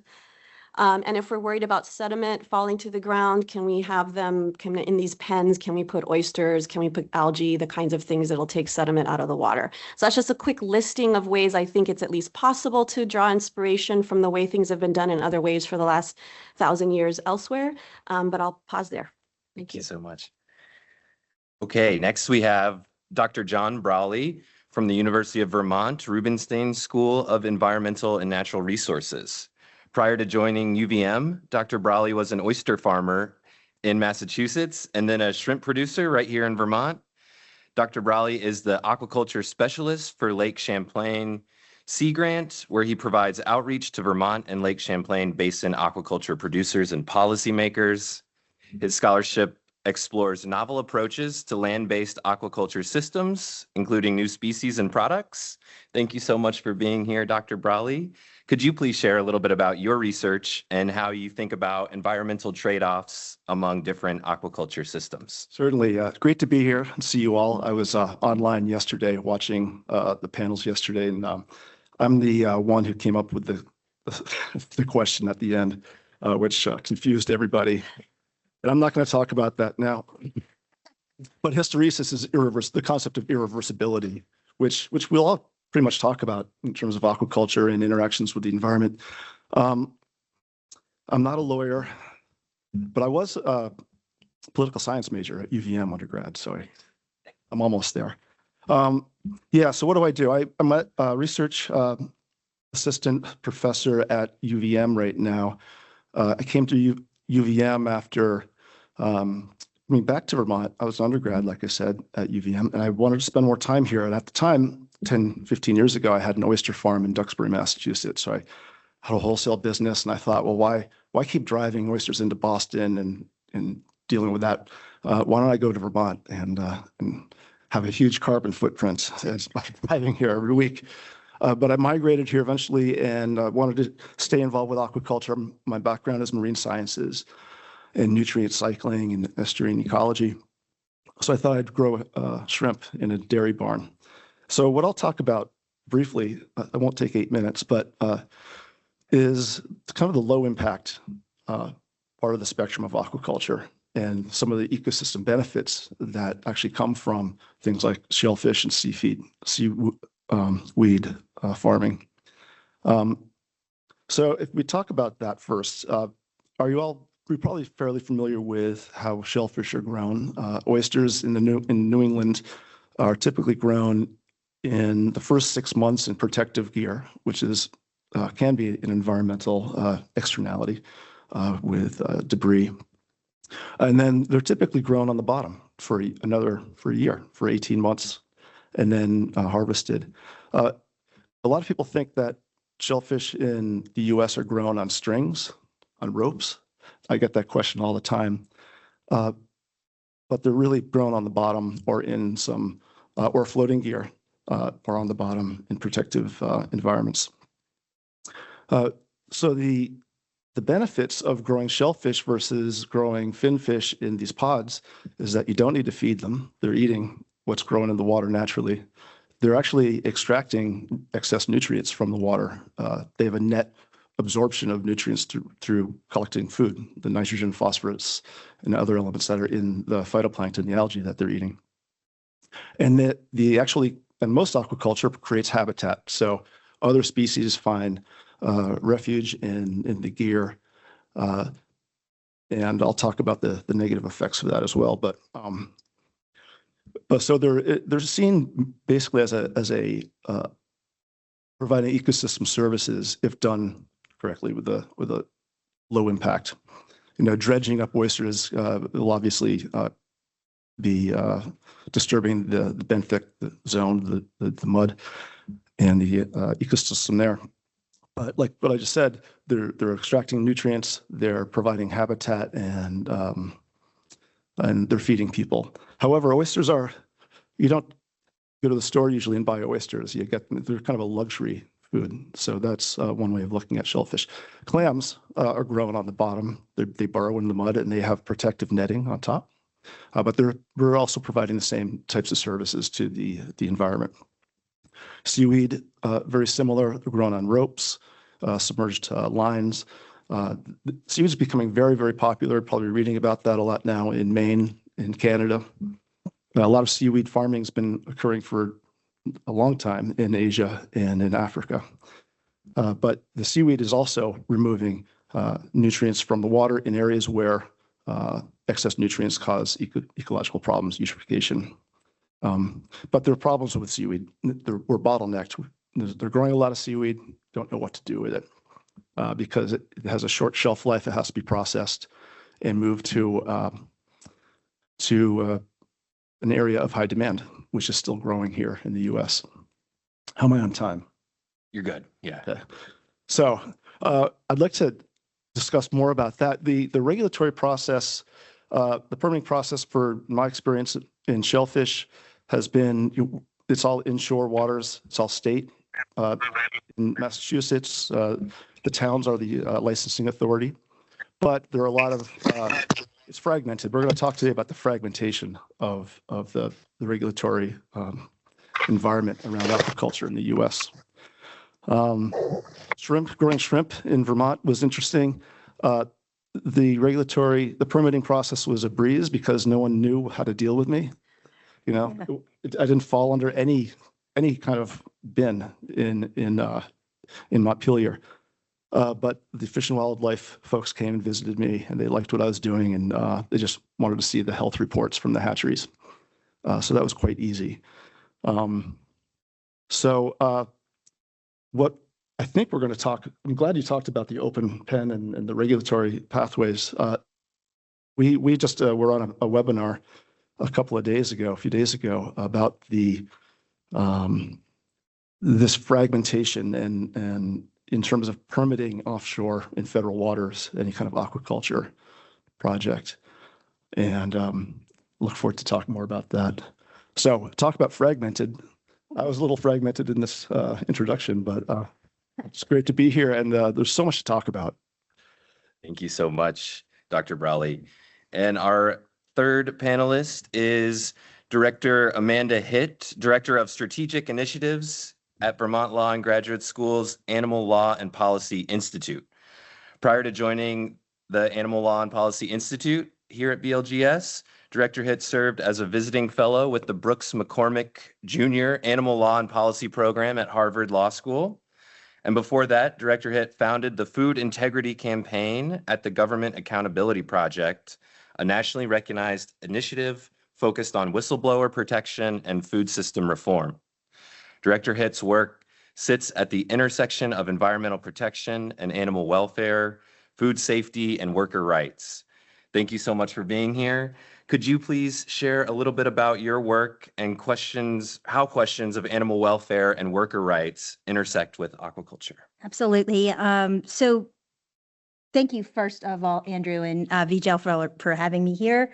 It's an exciting time to enter into this space as someone who's primarily been working with whistleblowers and actually the insiders within some of these agricultural structures.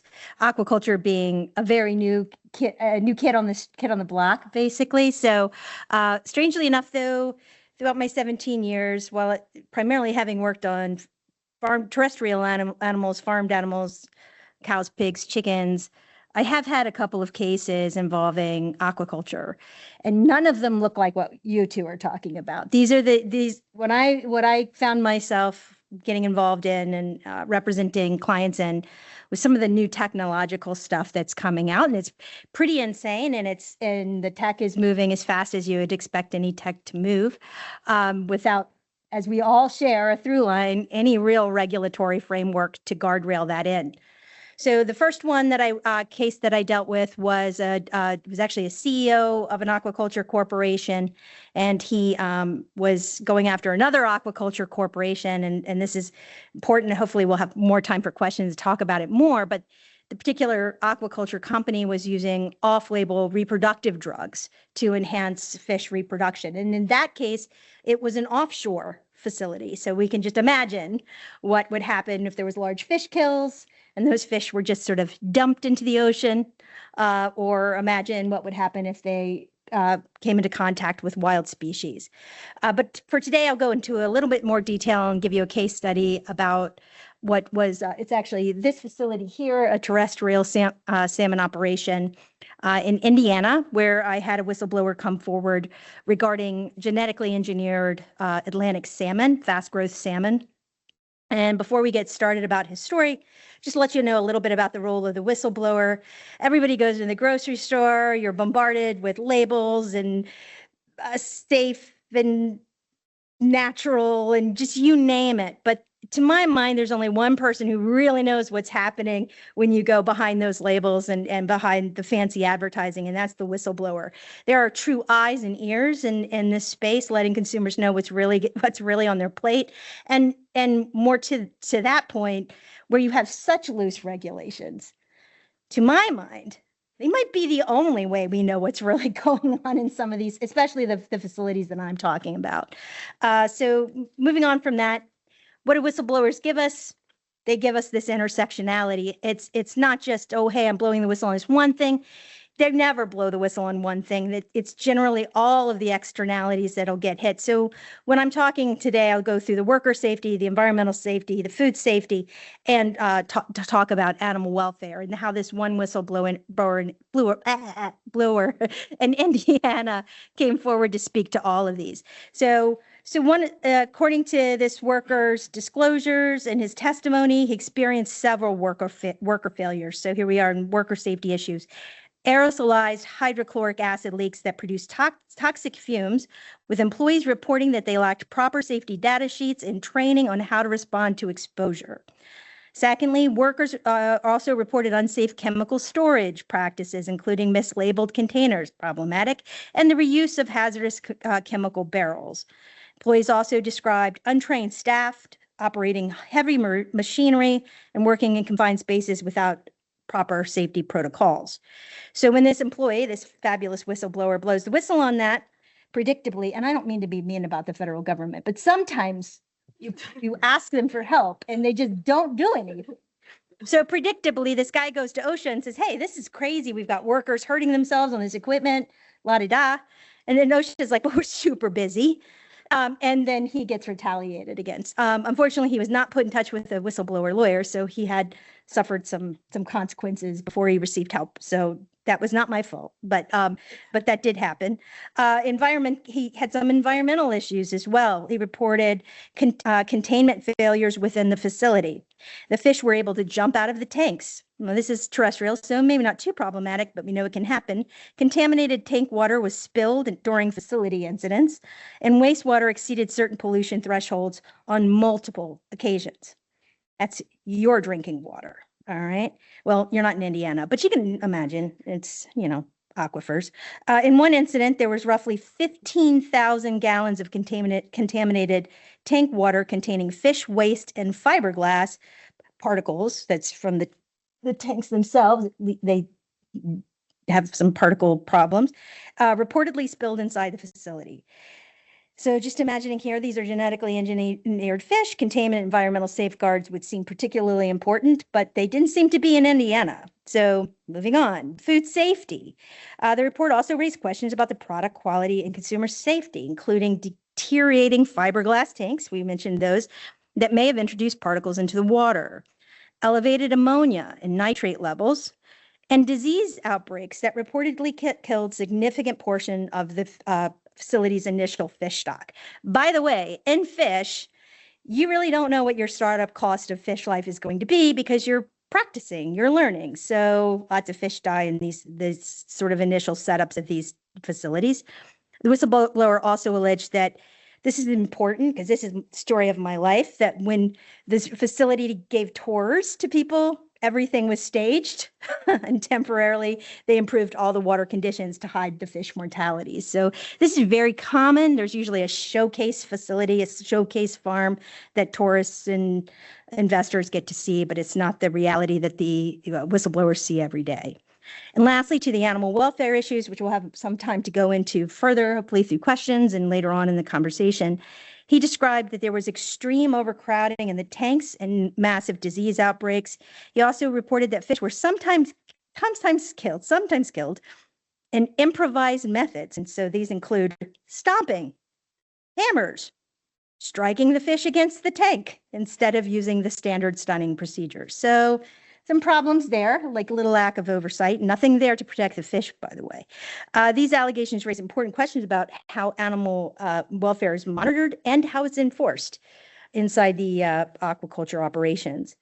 Just sort of giving the broader governance takeaways from all this, aquaculture systems are technologically very complex, geographically dispersed, and regulated through a patchwork of agencies. In these environments, workers and scientists inside the facilities may be our first and sometimes our only people to observe the problems in real time.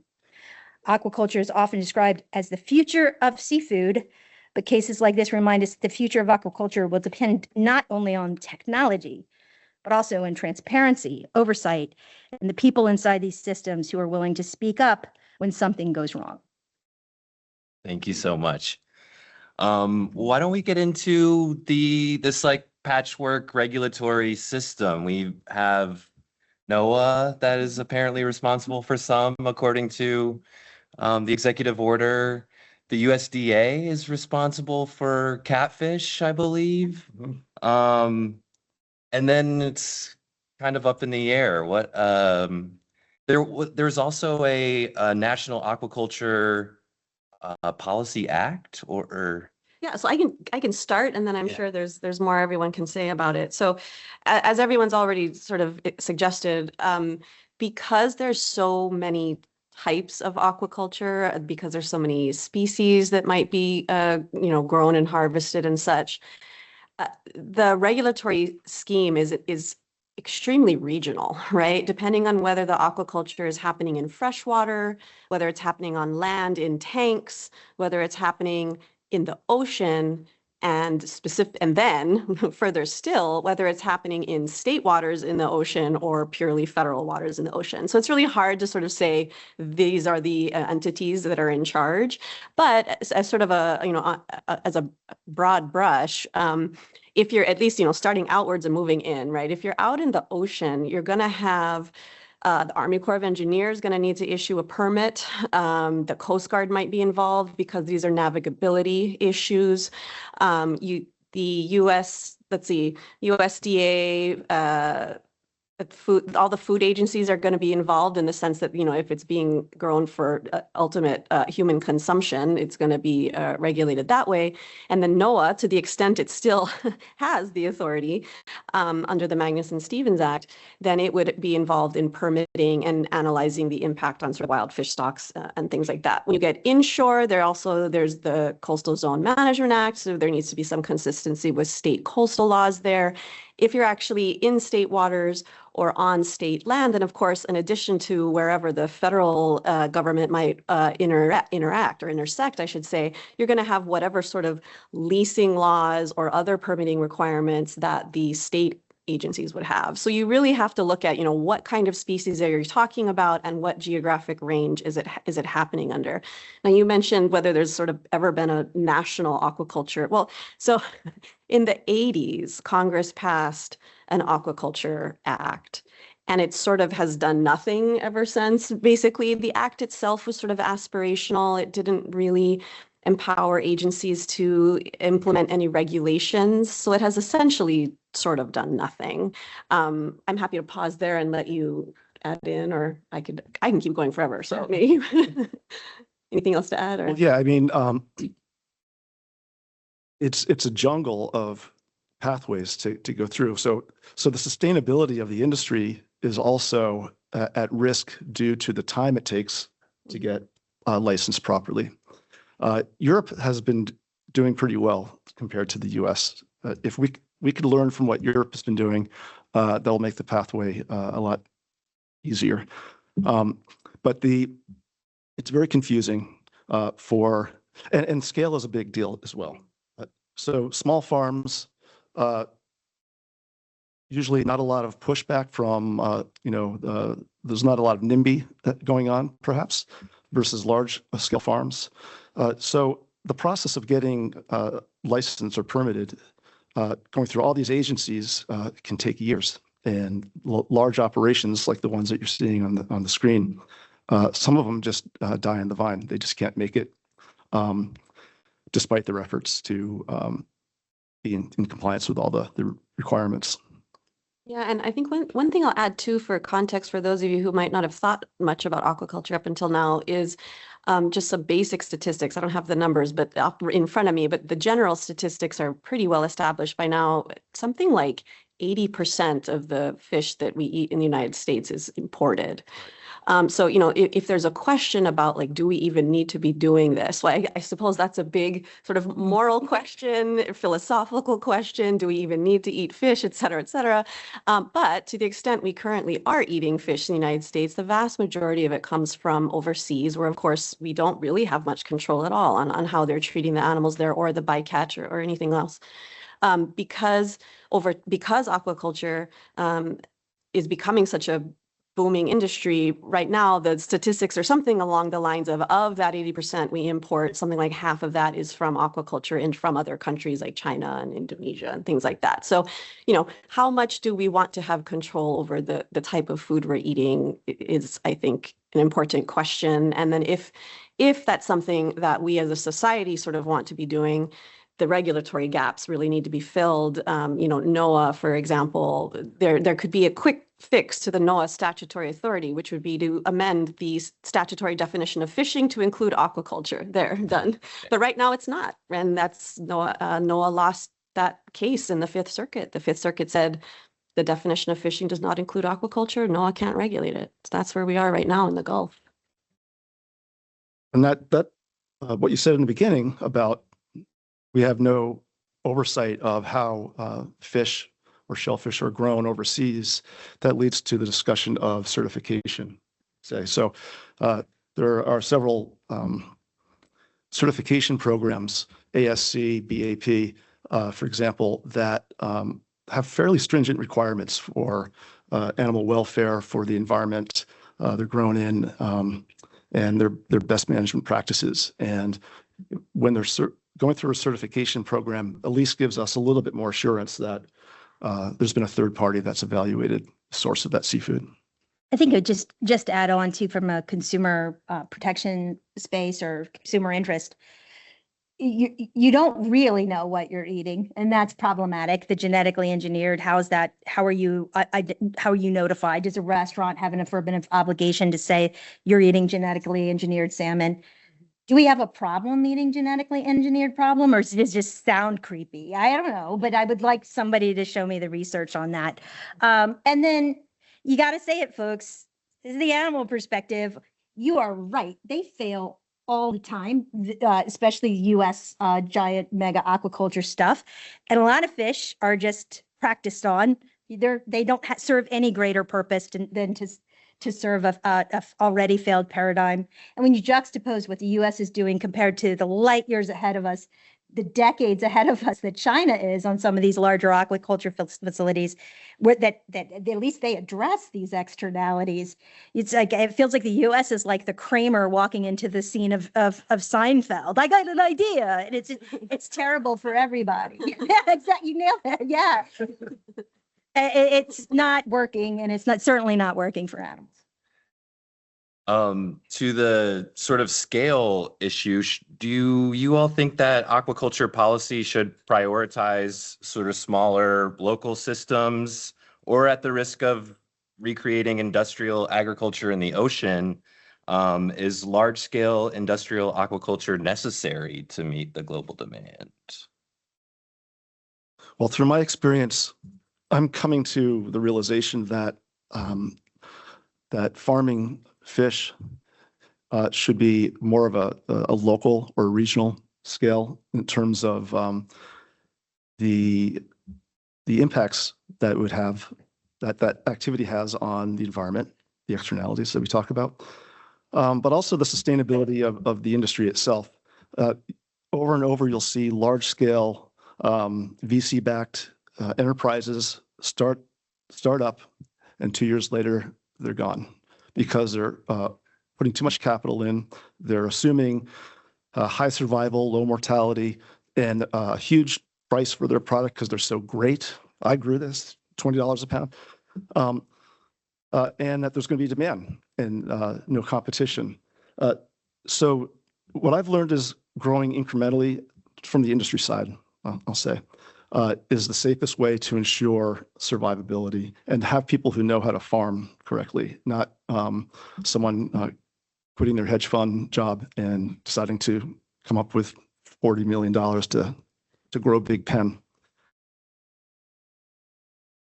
And just one little coda to that, and that also, I think, has larger benefits to the local communities and locally sourced food, lower footprint.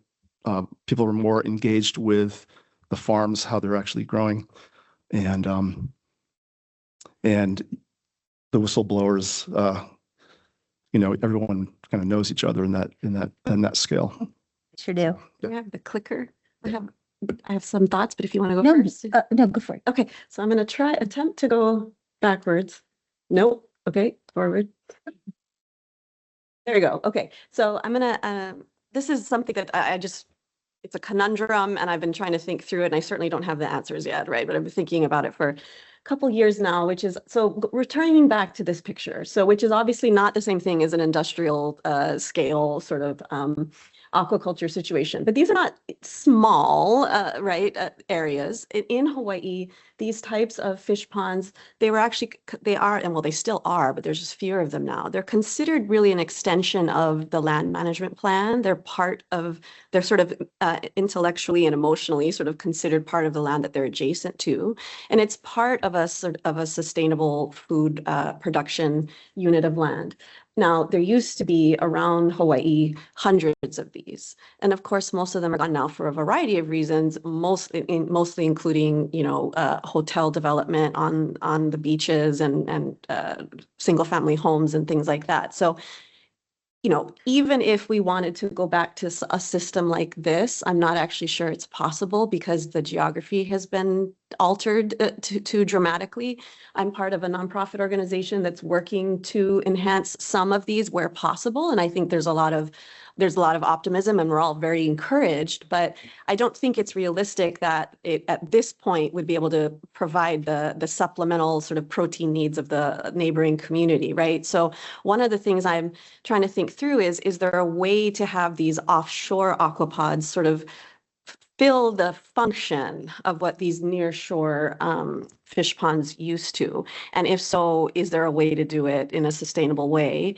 Now, one of the big questions is if these are just going to be purely commercial driven industry, then they're just extractive. They're just, they're growing a bunch of fish and then they're shipping them elsewhere, and that doesn't solve anything. So one of the things I'm thinking through, and I'd be interested if people think would work, but when developers go on land and they want to build a new high-rise hotel or whatnot, sometimes state zoning or state or county zoning laws require them to put offsets aside for low-income housing, whatever 30% of the units need to be for local residents. And I wonder if it would be a manageable thing to have state laws that would require a certain percentage of the fish grown in these aquapods required to be sold to, local grocery stores, just to, I don't know, somehow start to make it a little bit more about sustaining the community rather than purely just profit-driven stuff.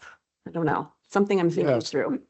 Out on Cape Cod, there are some communities where it's not official, but new oyster growers will contribute some percentage of what they're growing to town, like municipal propagation programs. So there could be a wild catch for the community. That's interesting. Which is similar. Okay. All right. Yeah, so these different aquaculture systems have different impacts, not only for environment, but also for the animal welfare and the welfare of the community. Is there John, you seem to think that the local regional is better. Do you have any other take on that, Director Hitt? Were you talking about for animal welfare? Or environmental implications? Environmental implications. I mean, I think that when we look at all the different, again, I just listed them, there's the RAS structure, there's so many ocean net pens, inland ponds, raceways, integrated multi-species systems. I think there are some that are better than others. Yes, I think to my mind, the one of my biggest concerns is, especially in these ocean net pens and the ones off land, I do not know where those fish kills are going. And I do not know what happens when you put fish that are contaminated or not contaminated, inoculated with vaccines and then given reproductive hormone treatments to be more productive and spawn more. What happens when those fish get out into the ocean and there's large kills, and who's monitoring that? And so for me, those seem to me to have a higher level of danger. This is more personal than maybe useful, but my brother-in-law is a commercial fisherman, and we live outside of DC. We just had a huge sewage leak into the Potomac, and I don't see the government anywhere for him, or doing anything. So I am, as a person who's very close to aquaculture, very close to farmers, have regular conversations with today's farmers. I don't know if that's going to work. I don't think they're heard. I don't think they're helped, and I don't think they're supported.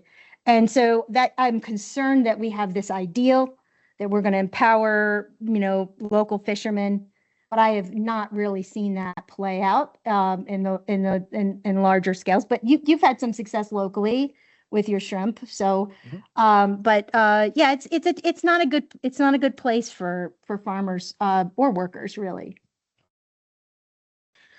I'm sort of interested in exploring the idea of consolidation in the aquaculture industry and bringing it with this patchwork or sort of non-existent regulatory landscape. Was there a risk of just bringing over an already consolidated industry and sort of putting that on top of the consolidated food industry? Can you explain that a little bit more? Yeah, so I have read that aquaculture, I think specifically finfish and salmon aquaculture, is very heavily consolidated. A lot of it is controlled by like 3 or 4 companies. So, yeah, Cook, exactly. Well, I can speak briefly on this just from my sort of limited anecdotal experience in terms of when commercial, when businesses are looking to enter this field, it's hard when they don't know what the regulatory system is going to be like, right? There's always going to be hesitancy on the part of businesses to enter a commercial enterprise when it's literally unclear who's supposed to be issuing what permits, who, and how much, and how much are they going to cost? Is the whole regulatory scheme going to be upended? And so from the federal side, that makes it hard, I think, for new kind of entrepreneurial types to enter the arena, because there's just such a barrier there of uncertainty. Now, I don't know whether President Trump's executive order talking about wanting to expand seafood will change that. In the coming years. I do think we're in a bit of a wait and see phase, which is frustrating, I know, for everybody.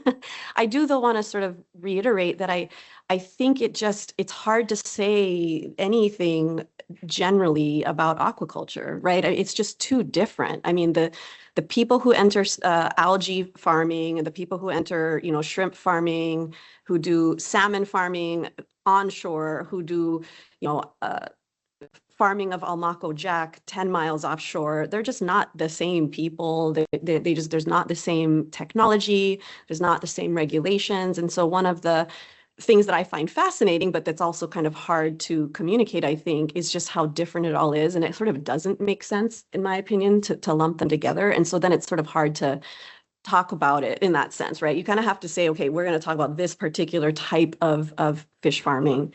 So for example, the issue with fish escapes is a great one, right?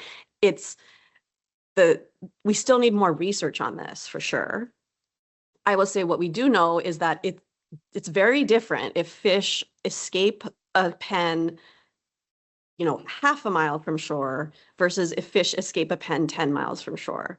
There's a different effect. There's, especially in Hawaii, right? There's coral reefs, there's different ecosystems that might get immediately affected. They might interact with the dense population of fish that are right there. That's just not true 10 miles offshore. The few times there's been a release of fish offshore, they just got eaten by sharks right away. Like, because there's these pens that are out there are fish aggregating devices. I don't know if you're familiar with that term, but it's called a FAD. And what's interesting about FADs offshore is there's a lot of empty space out in the ocean.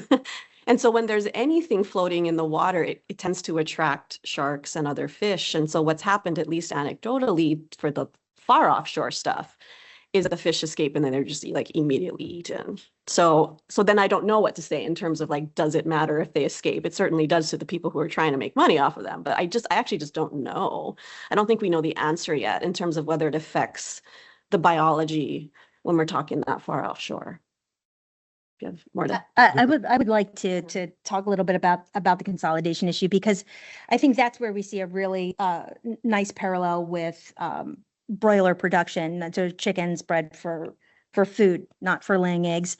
And I mean, that's the same level. There's information asymmetry in broiler production when it comes to high welfare chicken versus regular chicken versus whatever chicken.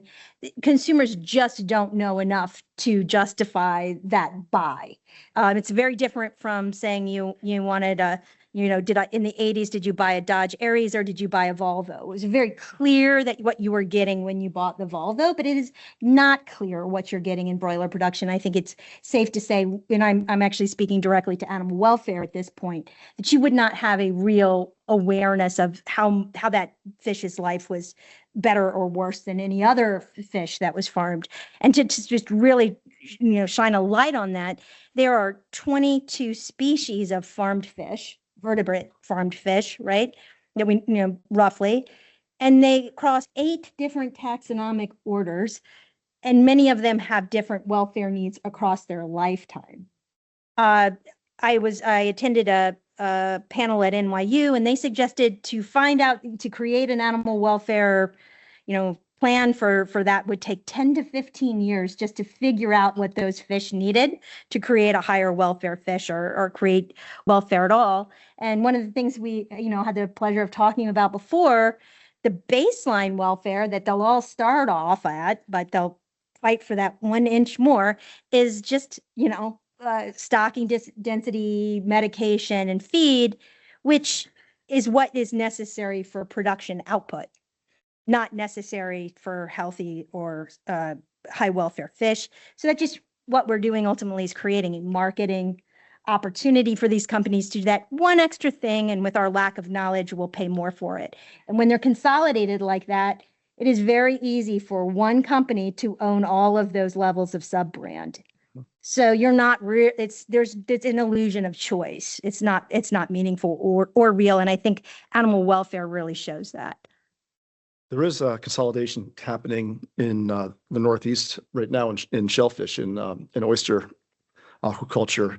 A large company based in Canada has purchased several hatcheries that all the farmers in the region depend on, most of them. They also control distribution and sales. The farm gate price of oysters hasn't changed much. When I started doing it 20 years ago, we got 45 cents an oyster. I think the farmers now get maybe 55. Restaurants have gone from $2 to $6. So this consolidation is an issue for this is a farmer welfare topic, but it puts the future in question in terms of how well the industry will be able to hold up. Yeah.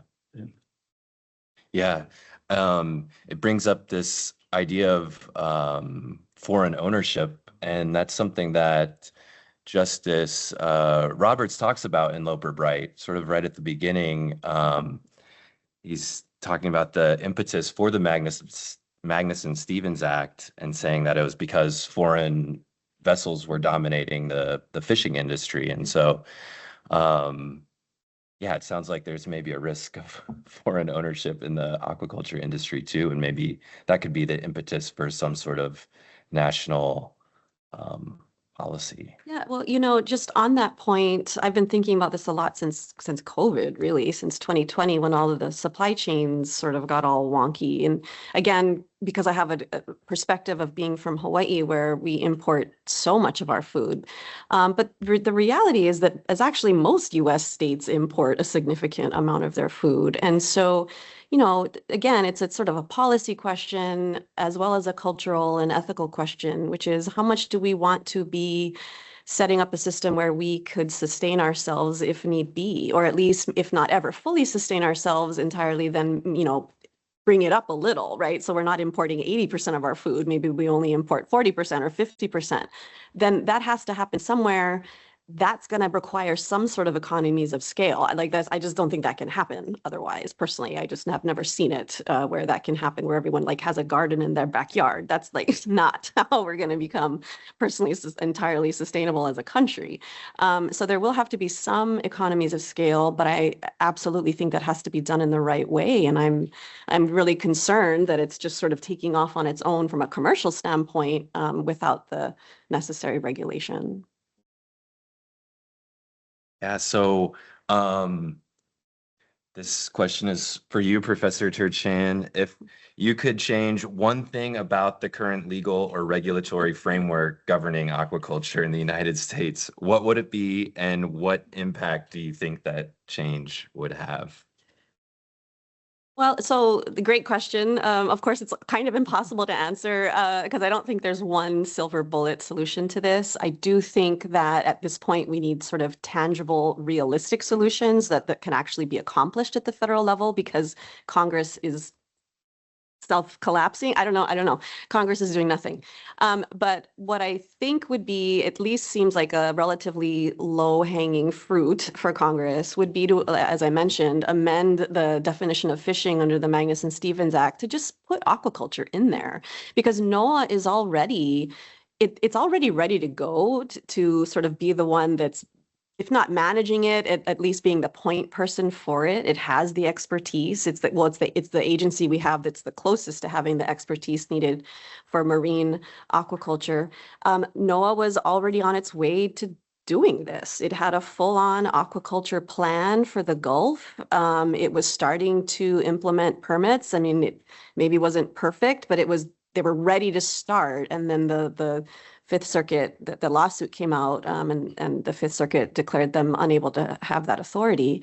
Now, in the Pacific Island region, when I had been working for NOAA there, the Pacific Island region had not yet created a sort of robust, holistic regulatory scheme. We were still sort of in the baby steps of looking at aquaculture as a type of gear fishing. And so they were permitting these aquapods as though they are a sort of a unique experimental gear type. So that was another way that NOAA was sort of going about it. I guess my point being, there already was sort of an infrastructure in place at the federal level that's now been potentially stripped away by this particular court ruling. And so if Congress could step in and just clarify that one aspect, I think it would help a lot.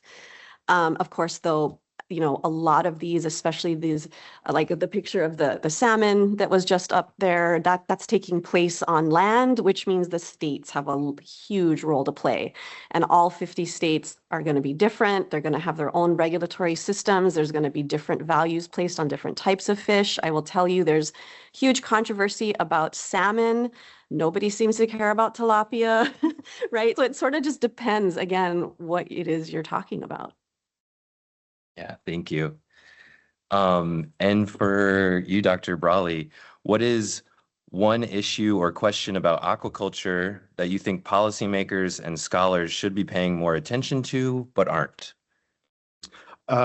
Just what you said just now. I think it is reasonable for oversight, regulatory oversight, to be concentrated in an appropriate agency, at an appropriate agency. NOAA is working on developing aquaculture opportunity areas. Just published a report in Alaska, and the work that goes into that type of planning document considers scale and considers the environment and competing uses. Coastal zone management in Massachusetts did this 15 years ago, where they mapped out the coast of Massachusetts, all the state waters, and basically said, this is where aquaculture could be. This is where commercial fishing is. This is where channels are. All these things, and NOAA has a head start on that. So I would just like to echo that. Thank you. And for you, Director Hitt, as we reform food systems in response to climate change and biodiversity loss, what role should aquaculture play, and what ethical and legal considerations should guide its expansion? Well, I think I'm going to start with this notion, and I like you a lot. And I think you are probably speaking the line, right? At this notion that that aquaculture will sustain us. I just had to push back on that, because I've just spent too many times around a farmer's dining room table with his family, looking at his budget and I'm realizing that he's not going to be able to keep his farm. When you ask him, why did you do that? Why did you enter into that exploitative contract? And they always say something like, when the guy was telling me about it, he said, we were going to feed the world. Cheap chicken was going to feed the world. It was going to feed the world. That's all. It's a promise, right? But with so much peril, I think, which doubled peril more than what we see in chicken production. But the sameness of it, it's uncomfortable for me. And again, but really to drive home, kelp farm is not the same as an oyster farm, is not the same as a shrimp farm, is not the same as a terrestrial salmon farm. Very, very different things. But just to say, I think that the focus on the part that I think most mirrors commercial chicken industry is this tech stuff, these bins. And I think all of us on this panel have at least some concern that we just don't know enough to keep going forward with this kind of stuff. I will say that as our technology increases, I would hope that our laws create a regulatory way for people to speak up about it, or some sort of avenue. I know that we do have the patchwork of whistleblower provisions because we have a patchwork of agencies, so we might be able to do things there, but I just don't think we're hearing enough from the people actually doing this work, how well it's working and what their concerns are. And I think we would do well to build our laws around the truth of the matter, not the possibility of the food of the future.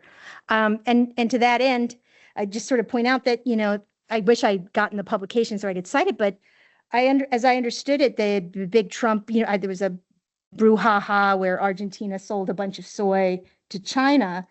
That soy was going to their monoculture, aquaculture industry that they've been building out. That's what that soy was for. Sorry, folks, that's just more of the same.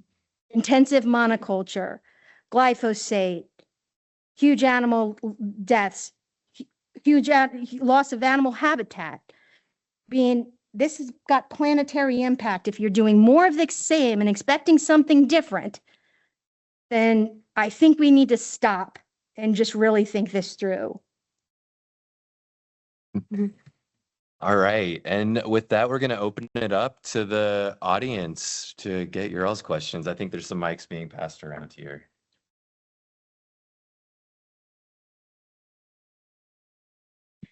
Hi, thank you for everything. This was really interesting. As someone who came into this from an animal rights and animal welfare perspective, I feel like I learned a lot.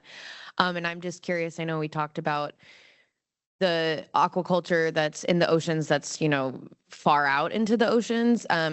Do you guys know if there's been any studies or any impact on the marine life around? I know you said that like sharks will eat the fish sometimes if they jump out, but like dolphins, whales, sea turtles, anything like that, even the coral reefs, like how has this machinery and the fish impacted any of the marine life, if we know?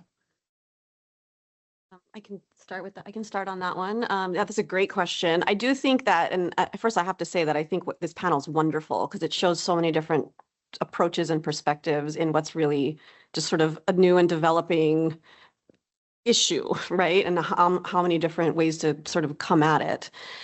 In terms of the far offshore, I'll just say 10 miles to make it easier versus, half a mile offshore. So in Hawaii, there was both, right? In Hawaii, that gets deep enough, close enough to shore that some of these pens are quite close, and I'll just, they're ugly. I'll be the first one to say that. They don't look good. You can see them from the beach. To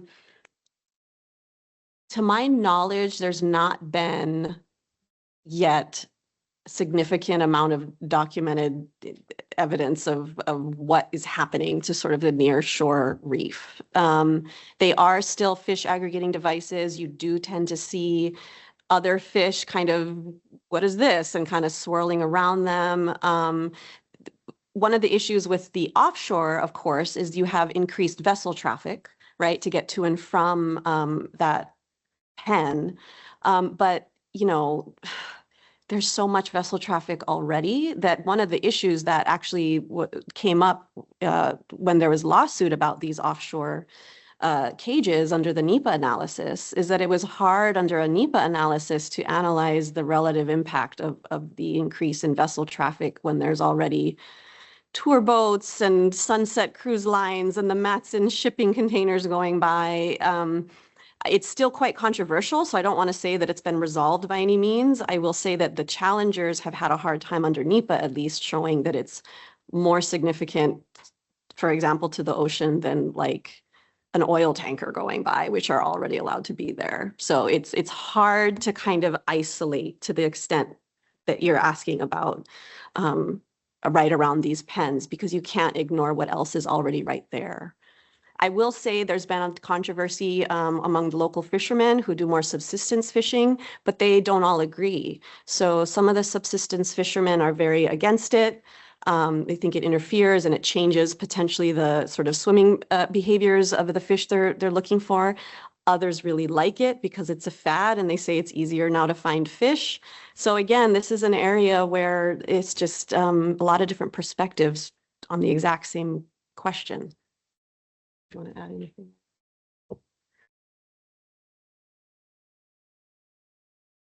Hi, thank you.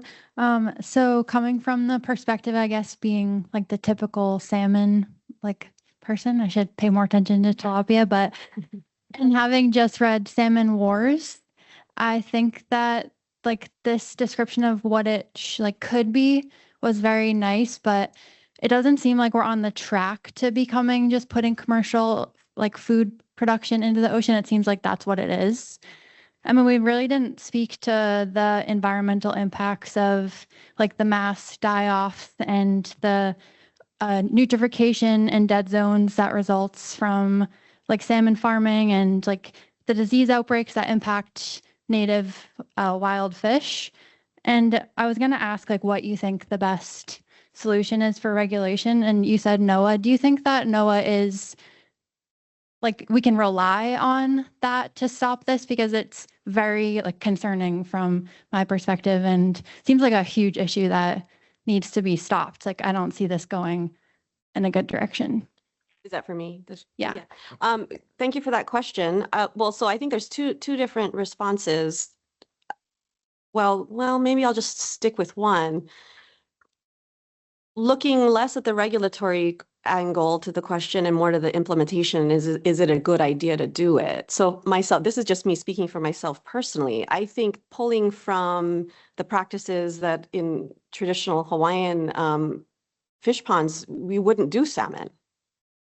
I think it's possible, like if we're going to do aquaculture, there are some hard choices to be made. And it may be that some fish that everyone really loves to eat just aren't good candidates for it. This is just me personally speaking, right? I think there's an argument to be made that if we're going to be doing these types of, cage grown or whatever fish, they probably need to be not carnivorous fish. I just think, those, but that just me saying, if we're going to draw lines, where are some sort of ecologically sustainable ways to decide where the decision points are? And one of the decision points might be maybe none of them should be carnivorous. Maybe they shouldn't any of them be migratory. And so that would kind of take out, certainly tuna, my goodness, no salmon. And that would, to me, that would kind of solve the problem that you're describing. I just think salmon are just like not a good candidate for this at all.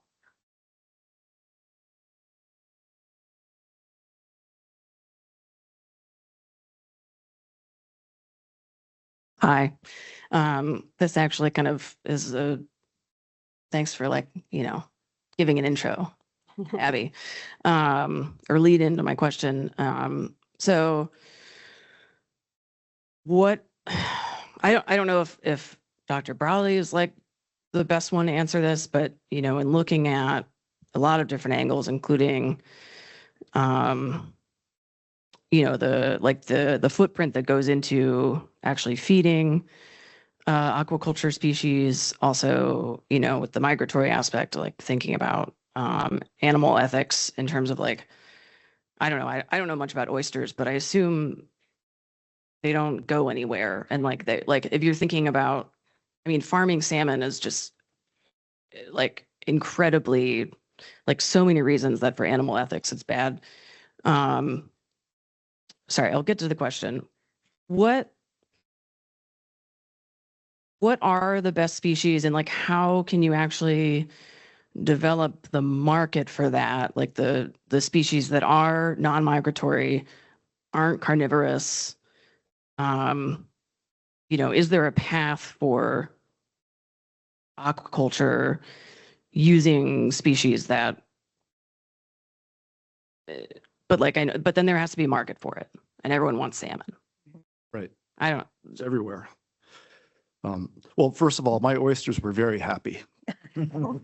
Maybe the shrimp weren't as happy. But as I grew the shrimp, just so you know, I did become more concerned about handling, stocking density, what they perceive in captivity. And those concerns, I'm concerned about open water pen farming. I don't think it's really sustainable. But what should we farm if we're going to farm them? I guess is one part of your question. I think native species that are tenacious, easy to grow, not sensitive. Tilapia. Too bad tilapia got such a bad rap because it's a high quality fish and it grows very easily in like a biofloc type of system.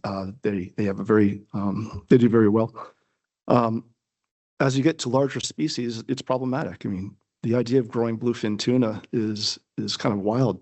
It's kind of like very risky for everything, for everyone involved. But I'm always feeling like growing something lower on the food chain, shellfish, seaweed, and more like a native fish and done correctly. Yeah, and I mean, just picking up on what you're saying about the tilapia, like, we have to remember that at one point lobster was considered like poor man's food, right? There's ways to change attitudes about what type of fish is desirable. Mullet is a fish that eats mostly algae, right? It's grown in a lot of places. It's native to Hawaii. It could be done there, but there's actually just a lot of fish that actually some of these pens you could conceivably grow algae in aquapod facilities on land and then feed that algae to the fish that you're growing near shore, right? So there's a way to kind of make this all sort of work together. A lot of the fish grown in China are herbivorous fish. So there is something to be said for saying, look, we might just need to start embracing these more, neutral flavored fishes if it's an actual sustainable way to eat. If I could just add to that too, it's not everyone's a favorite approach, but one of the animal welfare approaches out there is, we've talked about those 8 different taxonomic orders, is really identifying what you ought never try to farm. Yeah. And so you can see there's been great progress in ending octopus farming before it even started. So there may be other vertebrate fish that really it's just a cruelty and wild, but not wild because they're in a pen. But formerly wild, but it's just outrageous things that we could be doing that we should stop before it starts, right? And we can take action on that now.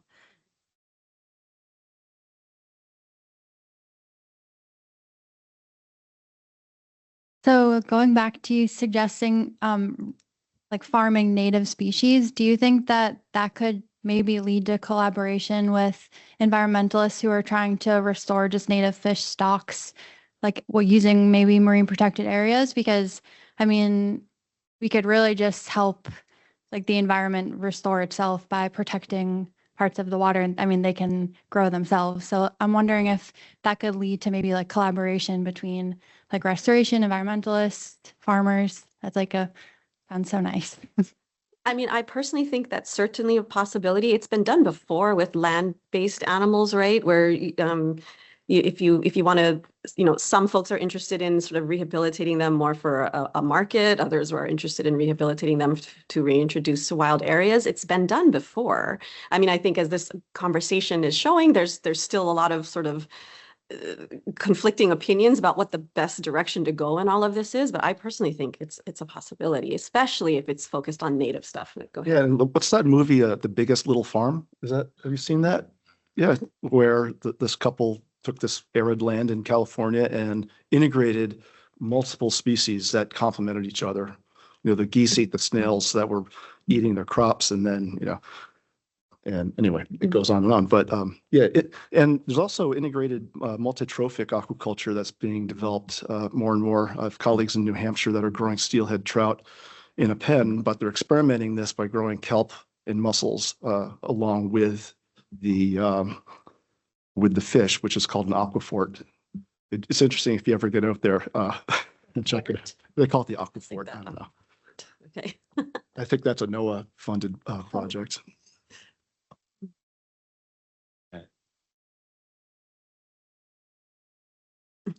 No, we have time. I just also had a question. I know, shocking. Organizer's prerogative. As someone who candidly did not know anything about aquaculture until literally probably today, and speaking with some of our panelists over the last week, what are some of the things that we as consumers can do to help kind of move the needle forward? Just because I know for myself, like I found this panel really interesting, and there are things that I've not really thought about and won't necessarily be doing my career in aquaculture, but as a consumer, what is something that I could potentially look for or, do on my own individual basis? The needle's going to be moved by the consumer, like in most cases. And I think that if you're consuming seafood, look for the certification on the label, ASC or BAP. and there are a couple others depending on where they're coming from. That's at least one step in terms of weeding out the competitors that may be they're not certified for a reason. So this is not going to be a helpful response, but I will just say that I myself have become incredibly conflicted about what I as a consumer should be doing, and what I as a fan of going out to restaurants should be doing, just to sort of bring it full circle to where I sort of started. I am so aware of the ecological harm done by actual wild fishing, like industrial scale wild fishing. It's horrific what's going on out there. And I no longer actually feel like it's good to say I want wild caught anything. So I don't know. I'm sort of talking myself in circles a little bit with this. I think that it's possible that at some point sustainable aquaculture, however we decide to define that, is a better choice than eating wild caught fish, unless it's like a friend of mine who went out with his pole and caught fish, which I have plenty of friends in Hawaii who go out on their kayak and catch fish. I've got no problem eating those, okay? But I am worried about, when you get tuna, I mean, if it was caught through purse seine or longline fishing, there were a lot of dead dolphins, and that's just true. That's just how it is. I know that the tuna can say dolphin safe. It's just safer. It doesn't mean there's no harm. And, trawling and long lining and all that, they're really damaging. And so I'm not trying to do a whataboutism thing. I'm just saying for me personally, I need to look sort of holistically at how we get our fish. I don't only look at how do we get fish from aquaculture or how do we get fish from wild caught. They go together, and what's the offsets? That's how I'm thinking about it. I would have just a quick add to that. I'm all about consumer power, but these decisions are made way upstream of the consumer, especially, I mean, we've been failed already, what that's consumer's not going to stop this technology. The consumer's not going to, the consumer can't regulate or enforce on these bad actors. Not all of them may be as bad as others, but I think we have ceded our democracy to brand power and certifications and labels, and instead of demanding action and real serious and regulatory control over this. We didn't say, we're sad about dolphins today. We said we are scared about the ocean. We are scared that the ocean may be gone. Like, this is not the thing you're talking about with salmon. I mean, this is a big deal. And everybody just sort of washes their hands and let the consumer figure it out in the end. And remember, going back to that consolidation, there will be ethical meals for thee and not for me. We will create a society where only the wealthy get to be good. And the rest of us are trash people who kill dolphins. You know what I mean? That is a terrible way to do business. And so I don't know if it's too late to save democracy, but I think that would be cool if we could. Instead, I'm done with these heavily consolidated corporate monsters making enemies of each other when they created the architecture that constrains us, and it's terrible. So, Carlos and then Julia, and then we'll see how we are on time. Thank you. Thank you so much for this panel. It's been really interesting. So my question will be, if you have to take legal action against these corporations, or as you said, monsters, of what we already have, what the status already there, what do you think will be probably the most effective or will most likely to win a case? Obviously, having the evidence or whatever coming from whistleblowers, or I don't know.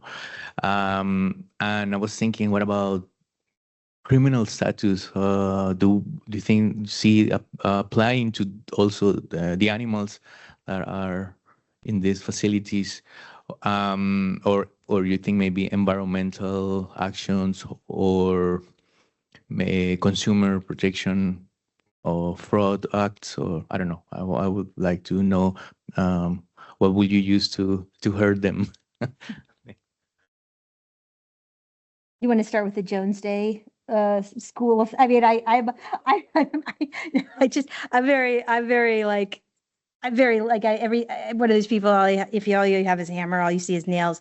So my concern, of course, is withstanding, like so many of us with organizational plaintiffs. So my push really for whistleblowers is they have private rights of actions out of a lot of like deriving from those very statutes that you said. So if you see an environment, they're not very good for whistleblowers, but there's some that are better than others. So there are avenues for private rights of action.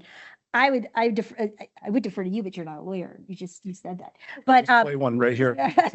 but I would like actual, like, I mean, and also whistleblowers, it's another place you can get them if they're publicly traded through, if they made a claim, like a fraudulent claim, you can get SEC violations through the bounty program. So there are ways individuals can take action, but regarding like what are the big litigation?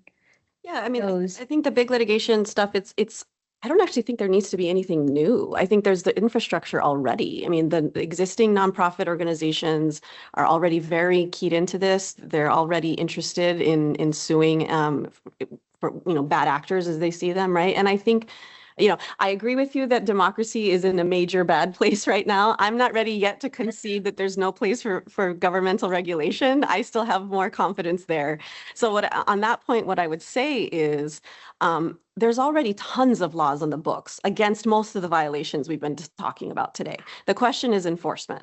It certainly doesn't help enforcement when all agencies are underfunded, right? So at some point, it doesn't help to have more laws, right? At some point, it's about enforcing the laws that are already on the books and about adequately funding the investigators and the people that are supposed to be going out, doing site inspections, and imposing substantial and meaningful fines. At some point, all conversations come back to politics, right? I mean, because where we are now is massive underfunding of government, and it's sort of a cyclical sort of tornado type situation where part of that is because of distrust in the government. But then part of that distrust is amplified by the fact that there's not enough money to have the people actually do their job, and it just sort of around and around we go. At some point, there has to be revitalizing of the enforcement branches of these agencies. I guess that's what I would say. Well, my experience, the aquaculture is heavily regulated, and the enforcement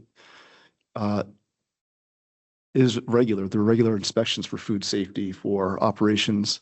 But I agree with you. If these agencies are underfunded, that's at risk. And we're going to see more people taking shorter cuts because they're going to feel that there's not going to be any oversight. But it is regulated and enforced. Final question, Julia. Thank you all so much for being here. This panel was really insightful. My question is for you, Dr. Brawley. You mentioned that you're working on a sea grant for Lake Champlain, and I was wondering if you could talk a little bit about aquaculture in Vermont. You mentioned New Hampshire, just things that are happening in our state here. There's barely any aquaculture in Vermont. There were 7 finfish trout operations a few years ago. That's down to 4 or 5. There's an aquaponics operation, Fin and Roots. Have you heard of Fin and Roots up in Bakersfield, where tilapia and greens are being produced? Most of the aquaculture, trout production in Vermont, a lot of that's going to private ponds for providing, fingerlings for sports fishing or, river reaches. Those are all native species. That's all controlled. Those are coming from local broodstock parents. Until a year and a half ago, I think I was the largest producer of food fish, the shrimp, which, by the way, was a recirculating, a non-discharge system. Can you show those pictures? Yeah, I think we have a. I don't know. Yeah, right. There he is. There I am, tending to the herd. So in terms of like open water aquaculture in the lake, probably not going to happen. There have been attempts to introduce salmon farms and steelhead trout. New York is the only one, I think, that have done any pen fishing on the other side of the lake, and that was to actually bring in broodstock to imprint them so they'll come back from the wild and spawn in the rivers. They just wrapped that up last year. So there's really not, to answer your question, there's not a lot going on. We work at Sea Grant. I work a lot with the Great Lakes Aquaculture Collaborative, and we're doing basically policy studies. We're doing a very similar activity now, looking at regulations across the Great Lakes states. Vermont's included in that, and seafood, wild seafood versus cultured seafood, and the commerce of that. So that's what I'm focused mostly on, and scalability and viability of aquaculture. All right. Well, thank you all so much. Yeah, let's give a round of applause for our team.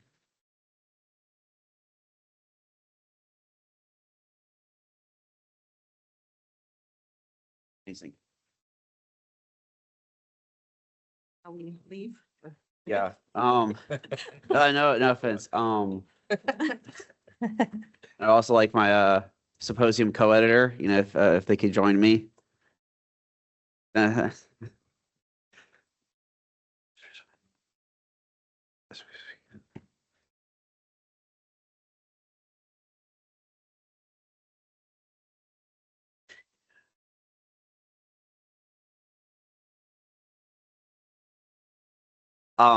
So with that, with our final panel, is entering into our closing remarks.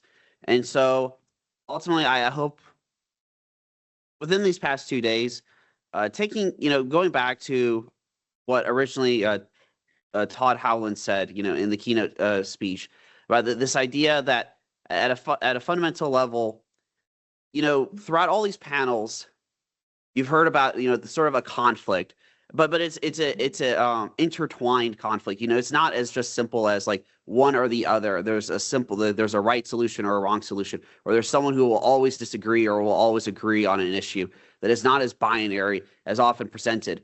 That ultimately what happens is that, there are legitimate wrongs in the world, but that there are legitimate, and there's legitimate solutions. But those solutions often do have problems within themselves. And then if you're just thinking of it as like, well, we're going to do this, then you can easily run across interfering with, calling into the fallacies of the system that we're trying to replace, trying to transition out of within clean energy. And with that, I guess, the public speaker here would like to take the time to thank all our panelists. It actually means a lot for so many to be here, especially for those traveling. Professor Turchan, I think you may have the record beat for this conference, coming all the way from Hawaii itself to be here with us. But whether far or local, all of them came here. So again, we would like to just take the brief moment to thank Mark James, Arturo Brandt, Andreas Chung, Martin Theobout, Janet Milne, Yan Mei Lin, Zach Porter, Sheng Sun, Dr. Mary Albert, Kathleen Arujo, Ross Jones, Bindu Panikar, Andrew Hockenberry, John Browley, Amanda Hitt, and Kamala Turchan.